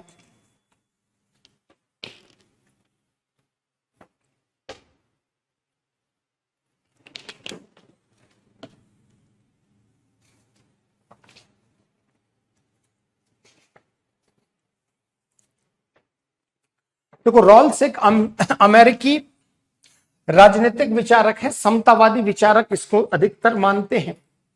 इन्होंने कहा कि दोनों अपने अपने सैद्धांतिक परिप्रेक्ष्य में सही हैं। उदारवादियों की भी कुछ बातें सही है और मार्क्सवादियों की भी बातें सही है, परंतु दोनों में कोई एक जो है वह श्रेष्ठ विचारधारा नहीं है। दोनों समानता और स्वतंत्रता दोनों ही महत्वपूर्ण है व्यक्ति के लिए, और प्रक्रियात्मक न्याय और तात्विक न्याय दोनों को होना चाहिए, तभी न्याय प्रदान करना संभव होगा। तो इन्होंने कहा कि हम न्याय का सिद्धांत प्रदान कैसे करें, इसके लिए कहते हैं रॉल्स कि दो प्रकार के पदार्थ हैं। एक जो है सामाजिक पदार्थ है और एक प्राकृतिक पदार्थ है। समझना गौर से, रॉल्स कहते हैं कि दो प्रकार के पदार्थ हैं। एक को वो कहता है नेचुरल गुड्स, प्राकृतिक पदार्थ, और दूसरे को कहता है वह सामाजिक पदार्थ। लिखवा दूंगा अलग से, पहले समझ लो बच्चों, है ना, अभी पहले समझना। एक सामाजिक पदार्थ है और दूसरा, जैसे मान लीजिए प्राकृतिक पदार्थ में क्या है कि किसी व्यक्ति के पास जो बुद्धि है, उसके पास कोई प्रतिभा है, यह प्रकृति प्रदत्त है कि किसी व्यक्ति के पास बुद्धि कितनी है, उसकी प्रतिभा कितनी है, यह प्रकृति द्वारा प्रदत्त है। एक सामाजिक पदार्थ है जो समाज उसे प्रदान करता है, जैसे आप कह सकते हैं प्रतिष्ठा, सम्मान जिसको आप कह सकते हो, आय, संसाधन, ये समाज प्रदान करता है। एक जो है नेचुरल गुड्स है और एक सोशल गुड्स है। ये दोनों का ही वितरण सामाजिक न्याय के संदर्भ में किया जाता है। कि मान लीजिए दो प्रकार के जो पदार्थ हैं, एक व्यक्ति के पास योग्यता है, क्षमता है, प्रतिभा है, बुद्धि है, यह उसको प्रकृति के द्वारा प्रदान किया गया है, और दूसरा एक समाज प्रदान करता है कि किसको कितना सम्मान दिया जाए अथवा नहीं, किसको कितनी आय प्रदान की जाए, किसको कितने संसाधन, ये कौन देता है? समाज देता है। यानी ये दोनों पदार्थ प्रकार के जो पदार्थ है, इन्हीं का समाज में न्यायपूर्ण वितरण करना, यानी एक प्रकार से वितरण मूलक न्याय इन्हीं दोनों पदार्थों के वितरण पर आधारित है। अब रॉल्स कहता है कि मान लीजिए हमें सामाजिक न्याय का सिद्धांत देना है, तो हमें पहले अज्ञानता के पर्दे में जाना होगा, वेल ऑफ इग्नोरेंस में। मतलब वह इसी मूल स्थिति कहता है। जैसे मान लो हम लोग इस क्लास के व्यवस्थित संचालन के लिए एक नियम बनाने जा रहे हैं। हो सकता है कि अग्रिम पंक्ति में जो बैठा व्यक्ति हो वह चाहे कि नियम बनाने के बाद भी वह आगे ही बैठा रहे, और हो सकता है जो पिछली पंक्ति में बैठा व्यक्ति है वो चाहता हो कि वह आगे बैठे अथवा वो वहीं रहे। अगर हम नियम बनाने जा रहे हैं इस क्लास के बेहतर संचालन के लिए, तो हम सबको अपने भविष्य, अपने भूत और अपने वर्तमान की दशाओं से तटस्थ होकर नियम बनाना होगा। मतलब मैं आगे बेंच पर बैठ रहा हूं तो मैं चाहूंगा कि ऐसा नियम बने जिसमें आगे बैठने वाले जो जहां बैठ रहे हैं वो वहीं बैठे। हो सकता है मैं अपनी सुविधा के मद्देनजर क्लास के सम्यक संचालन के लिए ऐसा नियम बनाऊं। तो अगर कोई नियम बनाते वक्त आप अज्ञानता के पर्दे, अज्ञानता यही समझने में दिक्कत आती है, जिसको वेल ऑफ इग्नोरेंस वो कहता है। बेसिकली इसको थोड़ा समझना कि ये है क्या, वेल ऑफ इग्नोरेंस समझना, अज्ञानता का पर्दा, इसको वह मूल स्थिति कहता है, ओरिजिनल पोजीशन। एक ऐसी अवस्थिति जहां व्यक्ति यह नहीं जानता है कि कल उसकी स्थिति क्या होगी, पूर्व में उसकी स्थिति क्या रही है और वर्तमान में उसकी स्थिति क्या है। अगर मान लीजिए आप इन तीनों से तटस्थ होकर नियम बनाएंगे तभी तो आप सही नियम बनाएंगे। अगर हम अपनी वर्तमान की स्थिति के संदर्भ में नियम बनाएंगे तो कल को ऐसा नियम बनाएंगे जो मुझे लाभ पहुंचाए, या भविष्य में अगर क्या आपकी स्थिति हो इसको ध्यान रखकर अगर आप नियम बनाएंगे तो हो सकता है आप अपने को लाभ पहुंचाने के लिए नियम अधिक बनाएं। यानी यदि आपको तर्क संगत तरीके से नियम बनाना है तो आपको अज्ञानता के पर्दे में जाना होगा। मतलब अगर आपको निष्पक्ष न्याय प्रदान करना है, अगर न्याय संगत आपको मत रखना है, दृष्टिकोण रखना है, तो आपको इस अज्ञानता के पर्दे, मतलब आप कुछ भी भूत वर्तमान या भविष्य के बारे में कुछ नहीं जान रहे हैं और अब आप इस क्लास के संचालन के लिए नियम बना रहे हैं। ये काल्पनिक स्थिति है जहां व्यक्ति अपने सभी पूर्वाग्रह, अपने सभी लाभ, अपने सभी प्रकार के हितों का ध्यान न रखकर न्यूट्रल होकर एक ऐसी अवस्थिति में पहुंच गया है जहां व्यक्ति अब नियम बनाने जा रहा है। किसका? न्याय प्रदान करना।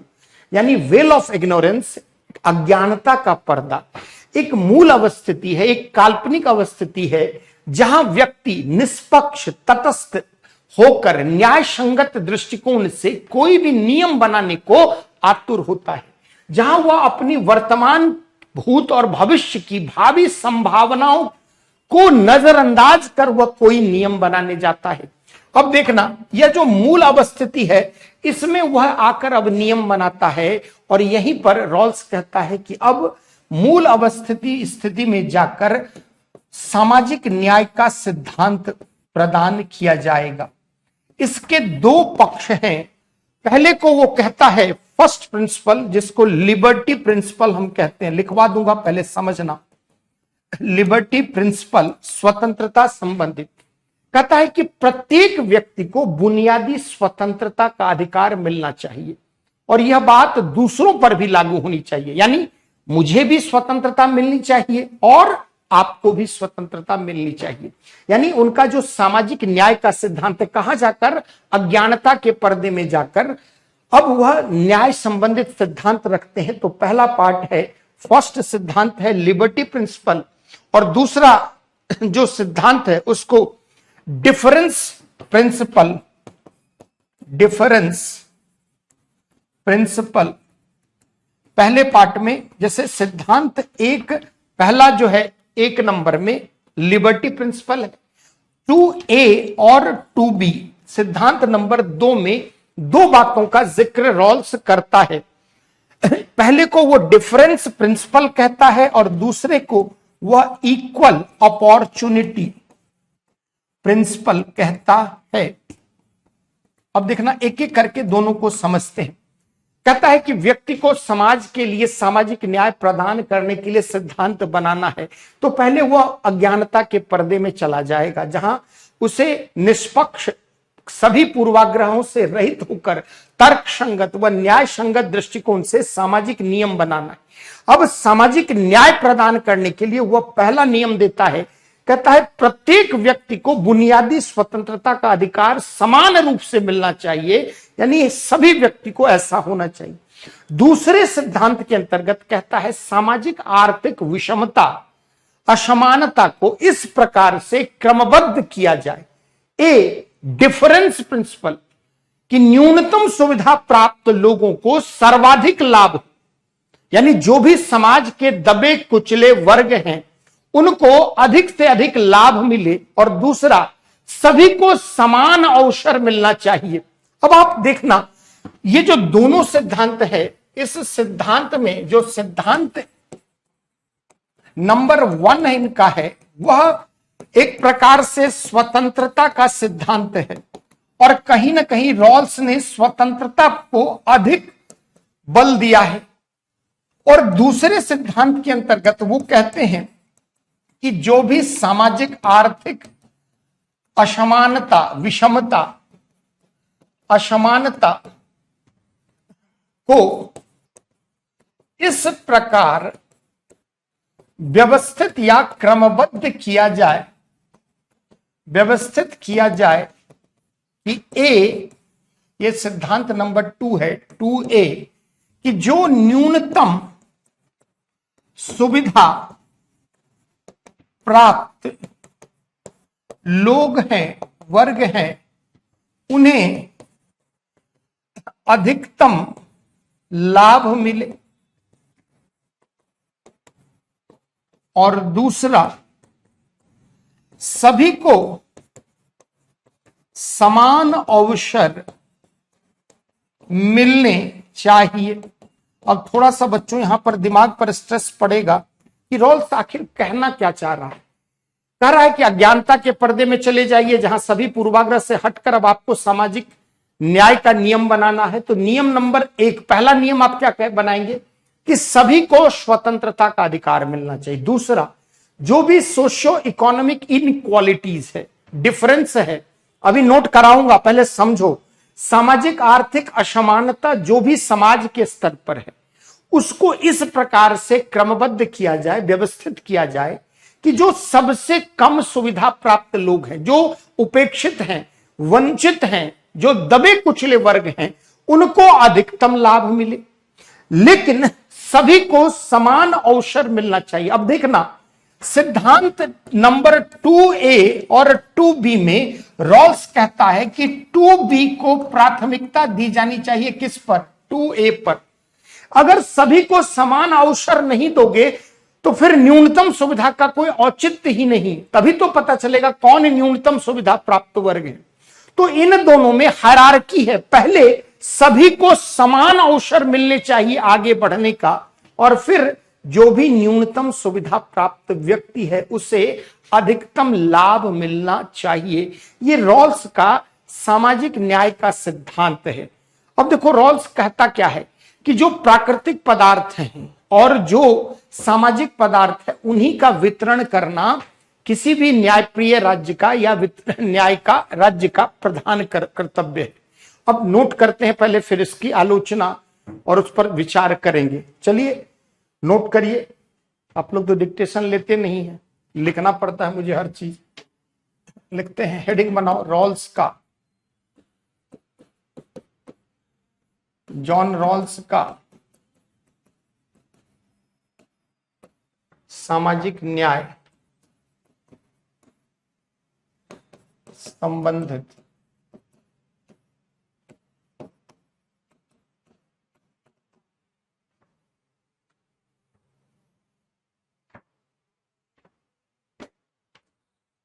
अमेरिकी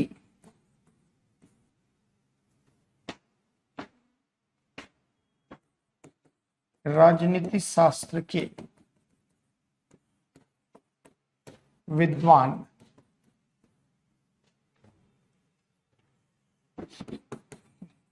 100 मैसेज आ जाएगा सर, लिखो बोर्ड पर। अमेरिकी राजनीति शास्त्र के विद्वान जॉन रॉल्स ने अपनी पुस्तक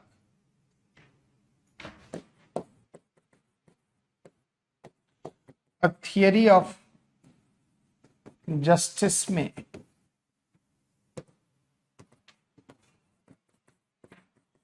सामाजिक न्याय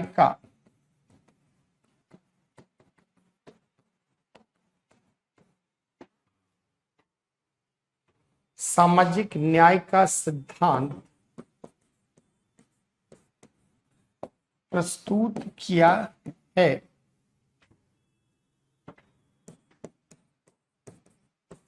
रॉल्स एक समतावादी विचारक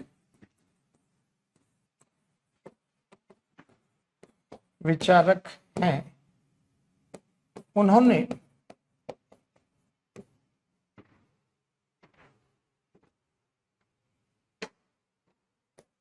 न्याय संबंधित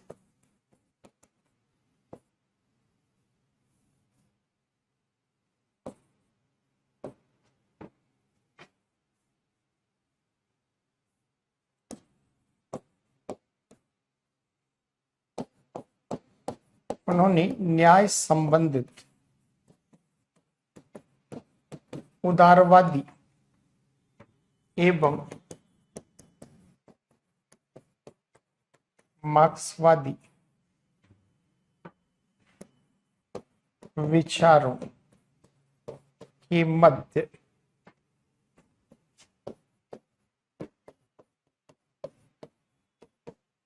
संतुलन स्थापित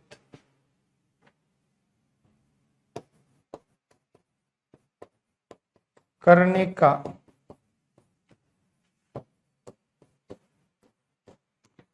प्रयास किया है। पता है बोल के लिखवाएंगे तो 1000 उधर से मैसेज आएगा, सर ये छूट गया वो छूट गया। कोई नहीं, लिखो सौरभ, लिख दे रहा हूं। ऑनलाइन में कुछ तो क्लास के पार्ट पे यही सब समस्या थोड़ी बहुत तो आती ही है, और ये समस्या सिर्फ यहां नहीं है, हर जगह है ना।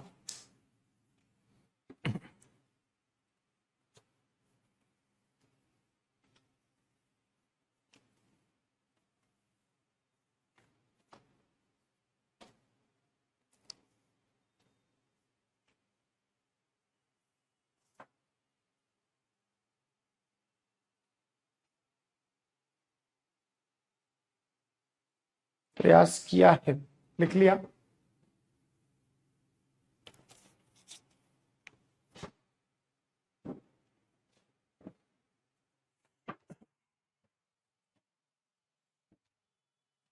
रॉल्स, एक बार कोशिश करते हैं बोल के देखने लिखने का, है ना। देखिए, रॉल्स न्याय को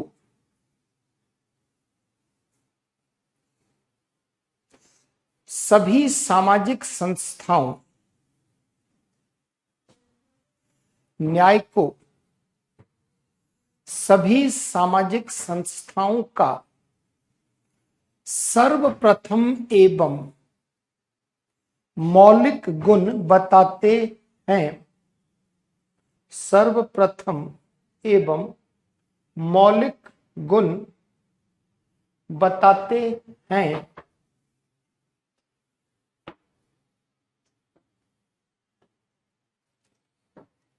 इनका मानना है,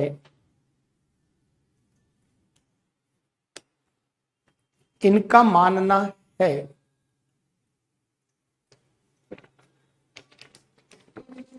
कि राज्य को भी, इनका मानना है कि राज्य को भी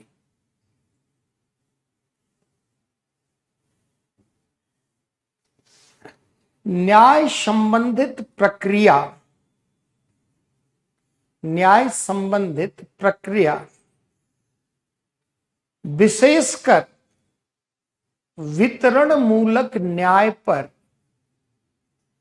न्याय संबंधित प्रक्रिया विशेषकर वितरण मूलक न्याय पर अधिक बल देना चाहिए,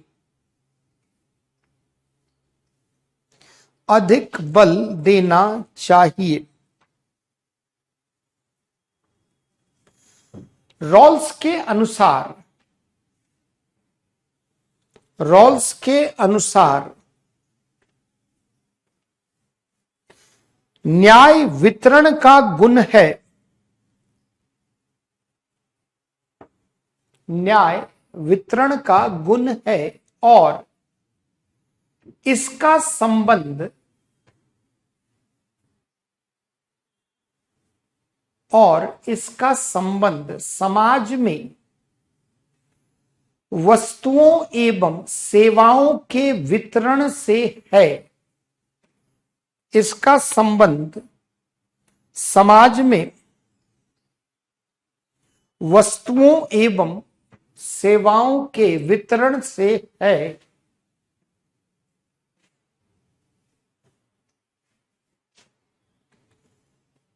रॉल्स के अनुसार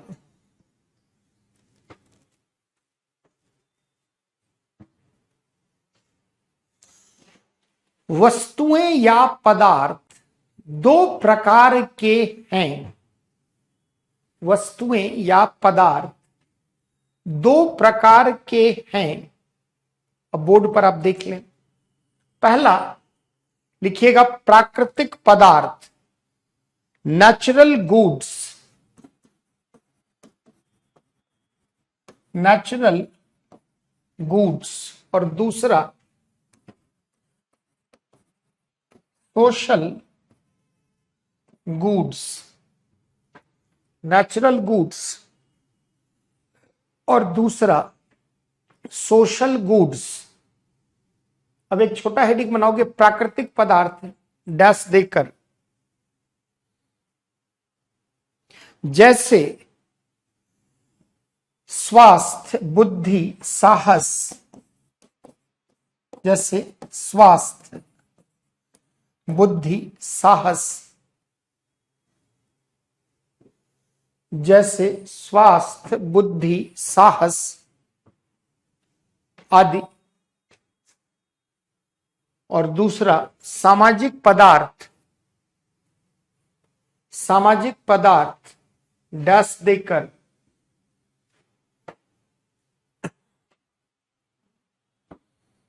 लिखिए, वे पदार्थ जो सामाजिक संस्थाओं द्वारा प्रदान किए जाते हैं। वे पदार्थ जो किसके द्वारा? सामाजिक संस्थाओं द्वारा प्रदान किए जाते हैं।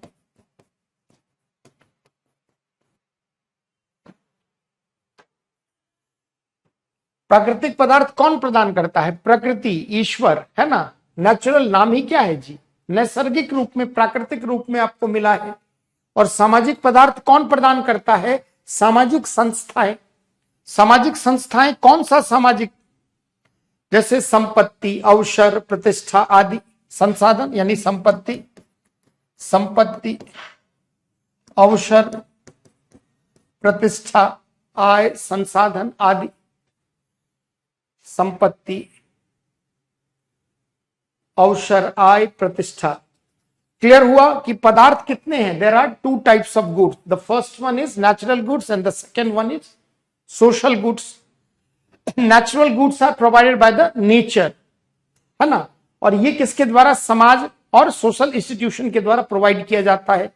ये बात कौन कहता है? रॉल्स। पैराग्राफ चेंज करके, बस एक बच्चा रंजन है जो नहीं लिख पाता है बोलने के बाद, है ना। ठीक है, और सभी लिख रहे हैं लगभग। चलिए पैराग्राफ चेंज करके लिखिए। लिखिए, रॉल्स अपने सामाजिक न्याय संबंधित सिद्धांत। रॉल्स अपने सामाजिक न्याय संबंधित सिद्धांत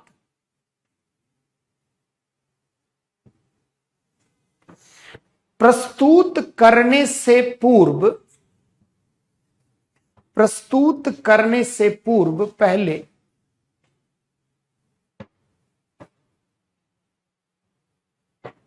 अज्ञानता का पर्दा या अज्ञानता के पर्दे, वेल ऑफ इग्नोरेंस, अज्ञानता के पर्दे की चर्चा करता है। अज्ञानता के पर्दे की चर्चा करता है, जिसे वह ओरिजिनल पोजीशन या मूल स्थिति बतलाता है। जिसे वह ओरिजिनल पोजीशन या मूल स्थिति बतलाता है।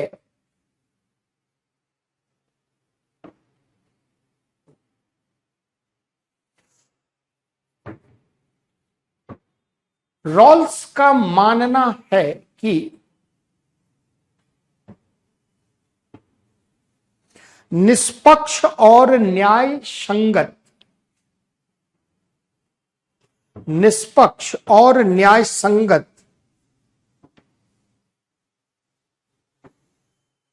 सामाजिक न्याय के नियम या सिद्धांत, निष्पक्ष और न्याय संगत सामाजिक न्याय के नियम या सिद्धांत तक पहुंचने से पूर्व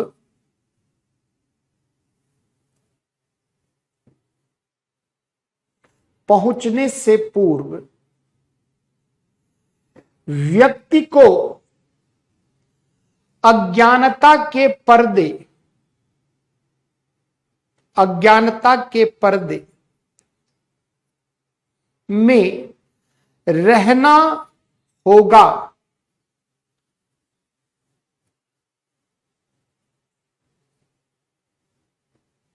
अज्ञानता के पर्दे में रहना होगा। अर्थात किसी भी नियम या सिद्धांत को बनाने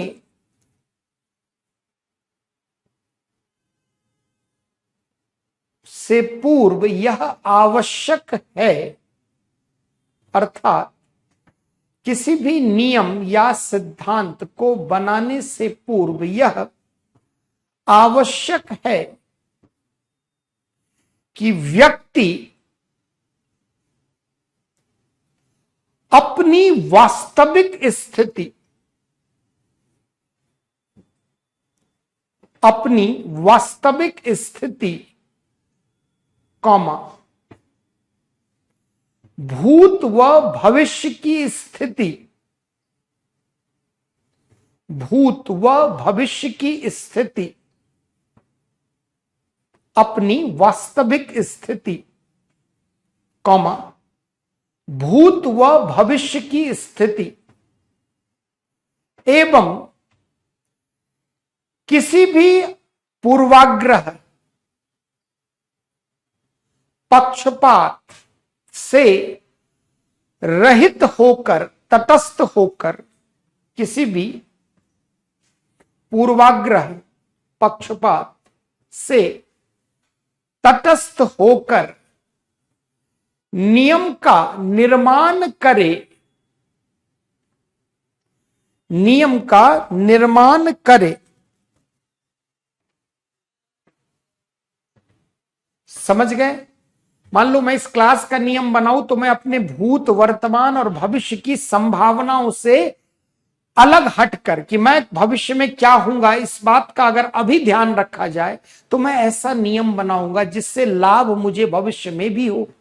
तो कोई भी अज्ञानता का पर्दा मतलब आपको किसी भी बात का ज्ञान नहीं है कि आप अभी कौन हैं, आपकी वर्तमान में क्या अवस्थिति है, भविष्य में क्या होगी, भूत में क्या थी। किसी भी मूल्य, विचारधारा, पक्षपात से तटस्थ होकर, रहित होकर अब आप क्या करने जा रहे हैं, नियम बनाने जा रहे हैं। तभी तो आप एक कंपैरेटिवली बेहतर नियम बनाएंगे। तो रॉल्स की वेल ऑफ इग्नोरेंस यही है। आगे कंटिन्यू करिए, पैराग्राफ चेंज करके। रॉल्स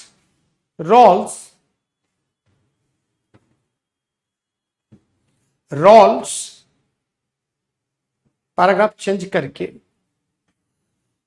अज्ञानता के पर्दे के भीतर समाहित होकर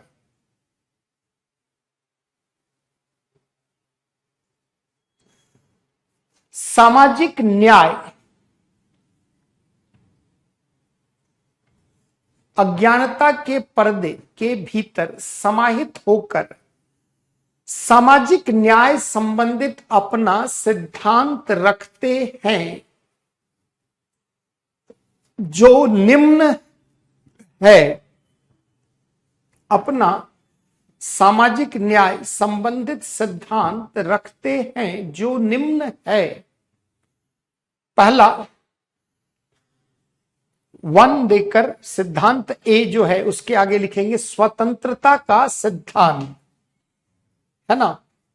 सिद्धांत नंबर 1 या 1 देकर पहला सिद्धांत क्या है, उसके डैश देकर आप क्या लिखेंगे, लिबर्टी प्रिंसिपल, स्वतंत्रता का सिद्धांत, डैश देकर उसमें नोट करते हैं। सिद्धांत नंबर 1 स्वतंत्रता का सिद्धांत, लिबर्टी प्रिंसिपल, डैश देकर लिखते हैं इसमें। देखिए, प्रत्येक व्यक्ति को स्वतंत्रता का अधिकार, प्रत्येक व्यक्ति को स्वतंत्रता का अधिकार मिलना चाहिए और यह सभी के लिए समान रूप से प्रभावकारी होना चाहिए, और यह सभी के लिए समान रूप से लागू या प्रभावकारी होना चाहिए। क्लियर है कि प्रत्येक व्यक्ति को पहले क्या है, स्वतंत्रता का अधिकार मिलना चाहिए। सिर्फ उसी व्यक्ति को नहीं बल्कि सभी को। अब सिद्धांत नंबर 2, 2 देकर, पहले 2 देकर लिखेंगे, लिखिए डैश देकर लिखिए, सामाजिक आर्थिक असमानता को, सामाजिक आर्थिक असमानता को इस प्रकार क्रमबद्ध या व्यवस्थित किया जाए, सामाजिक आर्थिक असमानता को इस प्रकार क्रमबद्ध या व्यवस्थित किया जाए, सेमीकोलन डैश देकर 2A लिखेंगे, 2A, 2 नंबर सिद्धांत ये है उसका, 2A ये है, 2B, 2A, न्यूनतम सुविधा प्राप्त लोगों को अधिकतम या सर्वाधिक लाभ मिले, न्यूनतम सुविधा प्राप्त लोगों को सर्वाधिक लाभ मिले,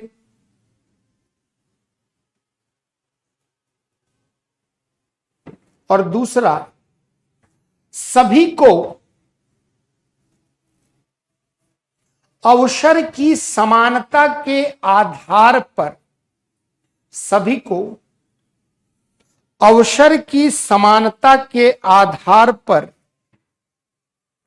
पद व दर्जे प्रदान किए जाए, अवसर की समानता के आधार पर अवसर और दर्जे प्रदान किए जाए। अब देखो बच्चों, रॉल्स का अब आप समझ पाएंगे, रॉल्स का सामाजिक न्याय का सिद्धांत किताबों में बड़ी जटिल लिख दिया गया है, आप पढ़ेंगे नहीं समझ पाएंगे। अब देखो यहां पर रॉल्स का सिद्धांत नंबर 1 क्या था, लिबर्टी प्रिंसिपल, और सिद्धांत नंबर 2 ए क्या है और बी क्या है। पहला क्या है, डिफरेंस थियरी और इक्वल अपॉर्चुनिटी रिलेटेड। अब देखो रॉल्स कहता क्या है कि सामाजिक न्याय के क्रम में सिद्धांत ए को सिद्धांत 2 से पहले संतुष्ट कर लिया जाना चाहिए। मतलब सिद्धांत सभी को अवसर की समानता के आधार पर अवसर व दर्जे प्रदान किए जाएं, वह साक्षी, अवसर की समानता के आधार पर अवसर और दर्जे प्रदान किए जाए। अब देखो रॉल्स कहता क्या है कि दोनों सिद्धांत इंपॉर्टेंट है, लेकिन सिद्धांत नंबर 1 जो है उसको पहले फुलफिल किया जाना चाहिए, पहले संतुष्ट किससे होना चाहिए, लिबर्टी प्रिंसिपल से। यानी कहीं ना कहीं इन दोनों अधिकारों में वह स्वतंत्रता के अधिकार को प्राथमिक मानता है। एक तरह से रॉल्स भी किसका समर्थक है, अब आप बताएं, उदारवादियों का या मार्क्सवादियों का? जल्दी कमेंट करके फटाफट बताओ कि रॉल्स दोनों का समाधान करने निकला था, लेकिन कहीं ना कहीं दोनों में रॉल्स अधिक किस पर बल पहले देता है, क्या कहता है कि सिद्धांत नंबर 1 यानी स्वतंत्रता संबंधित सिद्धांत को पहले संतुष्ट कर लिया जाना चाहिए, यानी पहले प्राप्त किया जाना चाहिए, यानी पहले बल किस पर होना चाहिए, इस पर, और फिर इस पर कहीं ना कहीं रॉल्स भी उदारवादियों के मत से समानता या साम्यता रखता है। दूसरा, अब कहता है कि सिद्धांत नंबर 2B को तरजीह किस पर देना चाहिए, 2A पर, यानी अवसरों की समानता को अधिक महत्व दिया जाना चाहिए बनिस्पत न्यूनतम सुविधा प्राप्त लोगों को सर्वाधिक लाभ। डिफरेंस थियरी के स्थान पर इक्वल अपॉर्चुनिटी थियरी दोनों को जो है में सबसे अधिक महत्व पहले किसको, 2B को प्रिविलेज देना है, किसके ऊपर, 2A को। ठीक है, सारे लोग का सही आ रहा है। अब आप समझ पा रहे हो कि क्यों उदारवाद, प्लेटो, न्याय, अरस्तु क्यों गया था मैं। कुछ लोग समझ रहे होंगे कि सर क्या पढ़ा रहे हैं, अंदाज लग रहा है कि आखिर हम लोग क्यों इतनी पीछे चले गए, प्लेटो तक चले गए। क्योंकि जब तक आप प्लेटो और अरस्तु को नहीं समझोगे, उदारवाद नहीं समझोगे तो मार्क्सवाद। सब में क्रोनोलॉजी है, और जस्टिस थियरी रॉल्स से स्टार्ट होता है, लेकिन इसकी बैकग्राउंड बहुत पहले से रही है। उसी के नीचे तुरंत नोट करें, लिखिए देखिए रॉल्स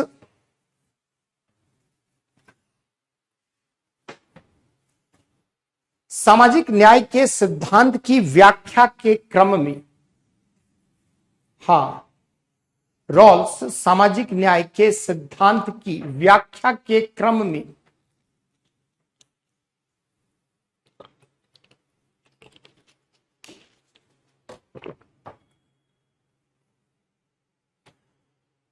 प्रथम सिद्धांत अर्थात स्वतंत्रता का सिद्धांत को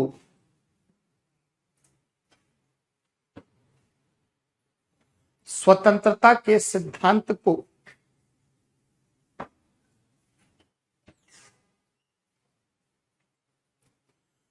सिद्धांत नंबर 2 पर प्राथमिकता प्रदान करता है।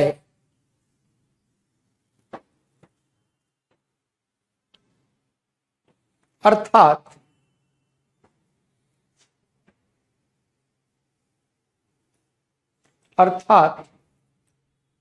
रॉल्स का मानना है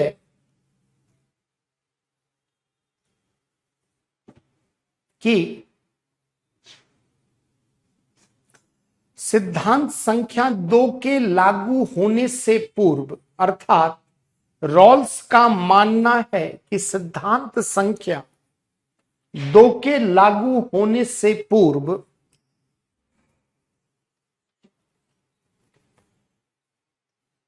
सिद्धांत 1 प्रथम को पूर्ण कर लिया जाना चाहिए। सिद्धांत संख्या 1 को पूर्ण कर लिया जाना चाहिए। इसके साथ साथ रॉल्स ने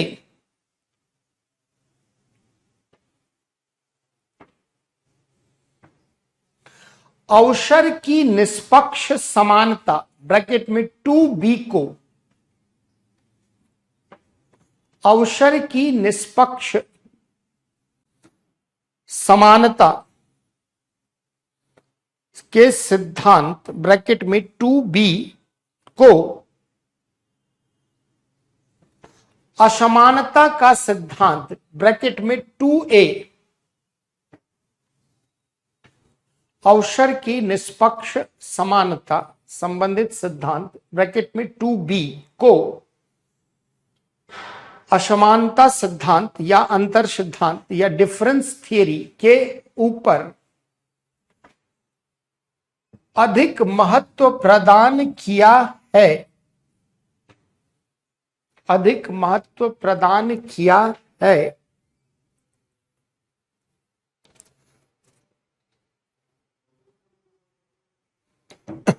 पैराग्राफ चेंज करके थोड़ा सा और, अभी जस्ट आप देख रहे थे कि मार्क्सवादी और उदारवादी में, अब आप देखिए कि उदारवादी स्वतंत्रता को अधिक तरजीह देते थे और मार्क्सवादी समानता को। रॉल्स आया तो दोनों को समान माना, लेकिन थोड़ा झुका हुआ किधर, उदारवादियों की तरफ। क्या लिखवाया लास्ट में, सिद्धांत नंबर 2b ब्रैकेट में अवसर की निष्पक्ष समानता को सिद्धांत 2a जो असमानता का सिद्धांत है, अंतर का सिद्धांत है, के ऊपर प्राथमिकता प्रदान करते हैं। हुआ उवैश, ठीक है। अब देखो न्याय संबंधित जो दोनों मत था, इसमें उदारवादी कैसी न्याय की बात करते थे, प्रक्रियात्मक न्याय, और मार्क्सवादी क्या कहते थे, तात्विक न्याय। रॉल्स आएगा तो क्या कहेगा, शुद्ध प्रक्रियात्मक न्याय मिलना चाहिए जिसमें तात्विक न्याय भी हो और प्रक्रियात्मक न्याय, मतलब न्यायिक प्रक्रिया भी स्थापित कर दी जाए और न्याय प्रदान करते वक्त लोगों की आवश्यकता, उनकी दशा, उनकी जरूरतों का भी ध्यान रखा जाना चाहिए। यानी रॉल्स जब आता है तो वो कहीं ना कहीं जो मार्क्सिस्ट और लिबरलिस्ट जो भी विचारक थे उनके मध्य न्याय संबंधित विवेचनाओं के मध्य संतुलन लाता है और कहता है प्रक्रियात्मक न्याय भी अपने आप में एकांकी है और सिर्फ तात्विक न्याय भी एकांकी है। बेहतर क्या होगा, शुद्ध प्रक्रियात्मक न्याय, प्योर प्रोसीजरल जस्टिस, जहां पर तात्विक न्याय भी हो और प्रक्रियात्मक न्याय भी हो। अब देखिए, रॉल्स अपनी व्याख्या के क्रम में थोड़ा पूंजीवादी आर्थिक प्रणाली के इर्द गिर्द अधिक झुका है, इसलिए इसकी आलोचना भी करेंगे। तो पैराग्राफ चेंज करके आगे जहां लिख रहे थे उसके नीचे पैराग्राफ चेंज करके लिखिए। देखिए, जॉन रॉल्स न्याय प्रदान करने के क्रम में जॉन रॉल्स न्याय प्रदान करने के क्रम में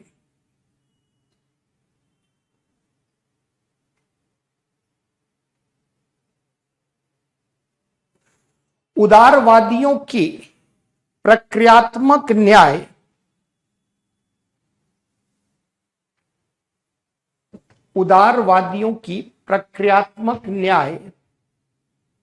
तथा मार्क्सवादियों की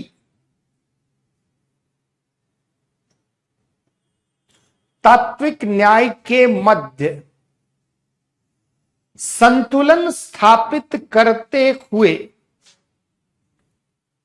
उदारवादियों के प्रक्रियात्मक न्याय तथा मार्क्सवादियों के तात्विक न्याय के मध्य संतुलन स्थापित करते हुए शुद्ध प्रक्रियात्मक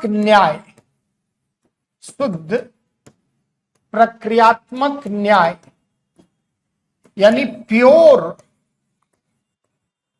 प्रोसीजरल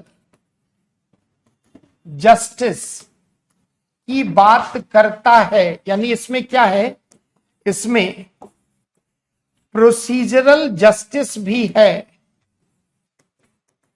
और इसमें सब्सटेंटिव जस्टिस भी है। अब आप समझना, यानी इसमें प्रक्रियात्मक न्याय भी है और इसमें तात्विक न्याय भी है। मतलब इसमें पूरी प्रक्रिया, व्यवस्था, विधि का शासन, तमाम बातें हैं और उसके साथ साथ लोगों की आवश्यकता, जरूरतों के मुताबिक, परिस्थिति के मुताबिक न्याय प्रदान करने की बात है। यानी रॉल्स अब क्या कहेगा कि प्योर प्रोसीजरल जस्टिस अगर हो तभी जो है हम न्याय डिलीवर कर पाएंगे। मतलब न्याय डिलीवर करने के लिए हमें क्या होना चाहिए, कोर्ट होना चाहिए, रूल ऑफ लॉ होना चाहिए, पूरी विधिक संहिता होनी चाहिए, एक पूरी की पूरी प्रक्रिया होनी चाहिए, सिस्टम होना चाहिए। इन सब के साथ साथ न्याय प्रदान करते वक्त हमें लोगों की आवश्यकता, उनकी जरूरतों का भी ध्यान रखना चाहिए, नीड बेस्ड अप्रोच भी रहना चाहिए। जो न्याय का मूल संदर्भ है इसका भी ध्यान रखना चाहिए। यानी पूरा का पूरा जॉन रॉल्स का सिद्धांत ये है। एनी डाउट, एनी क्वेरी, कोई भी सवाल, अंतिम के 5 मिनट आपके पास हैं, है ना। वैसे तो हमारे बच्चे इतना सवाल पूछते हैं, ठीक है मैं छोड़ दूंगा भाई। जो एक सोसाइटी का जो एक छूटा है ना, लगता है मेरे से गुनाह हो गया है, रोज क्वेरी करते हो। मैं कराऊंगा बच्चों का, आए घबराते हो भाई। जब मैंने बोल दिया आप कंटिन्यू क्लास चलेगी ना, किसी दिन एक दिन एक्स्ट्रा पढ़ाकर आपका कंप्लीट करा देंगे, वो मेरी जवाबदेही है। आज की क्लास में कोई डाउट, कोई कठिनाई, कहीं से कोई प्रश्न है तो अब आप आखिरी 2-4 मिनट है पूछें। वैसे तो आप इतना सवाल पूछ लेते हो कि बचता ही नहीं होगा सवाल, है ना। अब आज जाकर दोबारा एनसीईआरटी पढ़ना, देखना सारी चीजें कैसे दिमाग में आसानी से जाएगी, ठीक है। अगली क्लास में बस 1 घंटा और रह गया है। थोड़ा न्याय का दार्शनिक पक्ष सारा हो गया, थोड़ा सा जॉन रॉल्स के शिष्य, इनकी रॉल्स की कमियों के बारे में कुछ चर्चा कर लेंगे कि रॉल्स के सिद्धांत में क्या कमी थी, है ना। स्वतंत्रता के सिद्धांत को प्रथम सिद्धांत में है। कल की क्लास होगी या नहीं होगी मुझे भी अभी तक पता नहीं है, तो हो सकता है आपको सूचना चली जाएगी इस, ठीक है ना। सूचना आपको चली जाएगी कल का। वैसे अधिक उम्मीद है कि कल क्लास हो, परसों शायद छुट्टी हो। हाँ, एनसीईआरटी की लैंग्वेज अब समझ में आ जाएगी अमित, है ना। योजना कुरुक्षेत्र पढ़िए, योजना तो जरूर पढ़िए, कुरुक्षेत्र का वो अंक जो आपके सिलेबस से मिलता है उसको पढ़िए, ठीक है ना। तो ये सब इतना रखते हैं। अगले दिन क्या पढ़ेंगे, अमर्त्य सेन का संक्षेप में विचार, उसके बाद गांधी और अंबेडकर और थोड़ा इंडियन कॉन्स्टिट्यूशन में जस्टिस का क्या पार्ट है, उसके बाद हमारा टॉपिक जो हमारे सिलेबस का पहला पार्ट है उस पर हम लोग आ जाएंगे। एकदम हर्षित, इससे कम स्पीड क्या होगा बच्चा, मतलब इतनी धीमी गति से मैं चल रहा हूं, है ना। ठीक है प्रदीप, दिल्ली में दुर्गा पूजा बहुत कम होती है। कौन सा क्वेश्चन है आपका सुमित, जल्दी पूछो, 2 मिनट। ठीक है आद्या, हो गया, बहुत बहुत। रिजल्ट जल्दी दो, एक शिक्षक की सफलता उसके विद्यार्थियों में है। आप जल्दी से जल्दी सेलेक्ट हो जाए, मेरा नाम और बढ़ जाएगा, है ना। ठीक है कुमारी, थैंक यू। कोई डाउट क्वेरी कुछ नहीं है ना। बस देखते हो लास्ट में 10 मिनट मैं रोज दूंगा आपको, ठीक है। बोर्ड पर रंजन लिखूंगा स्पेशली आपके लिए, मुझे पता है, ठीक है ना। अब देखिए आशीष कह रहे हैं फास्ट कर दीजिए, कोई नहीं, चलिए स्पीड मेरे हवाले छोड़ो। 12 साल से और जीवन में कोई काम नहीं किया, सिर्फ पढ़ाया है और पढ़ा है, तो क्या स्पीड होनी चाहिए ऑप्टिमम, है ना, वो मैं लिखा दूंगा। चलिए थैंक यू, कल उम्मीद है क्लास होगी, है ना। उसके बाद अभी आएंगे सामाजिक न्याय पर, अभी कहाँ आए हैं युवराज, सामाजिक न्याय पर अभी नहीं आए हैं, आएंगे। चलिए थैंक यू, शुभ रात्रि।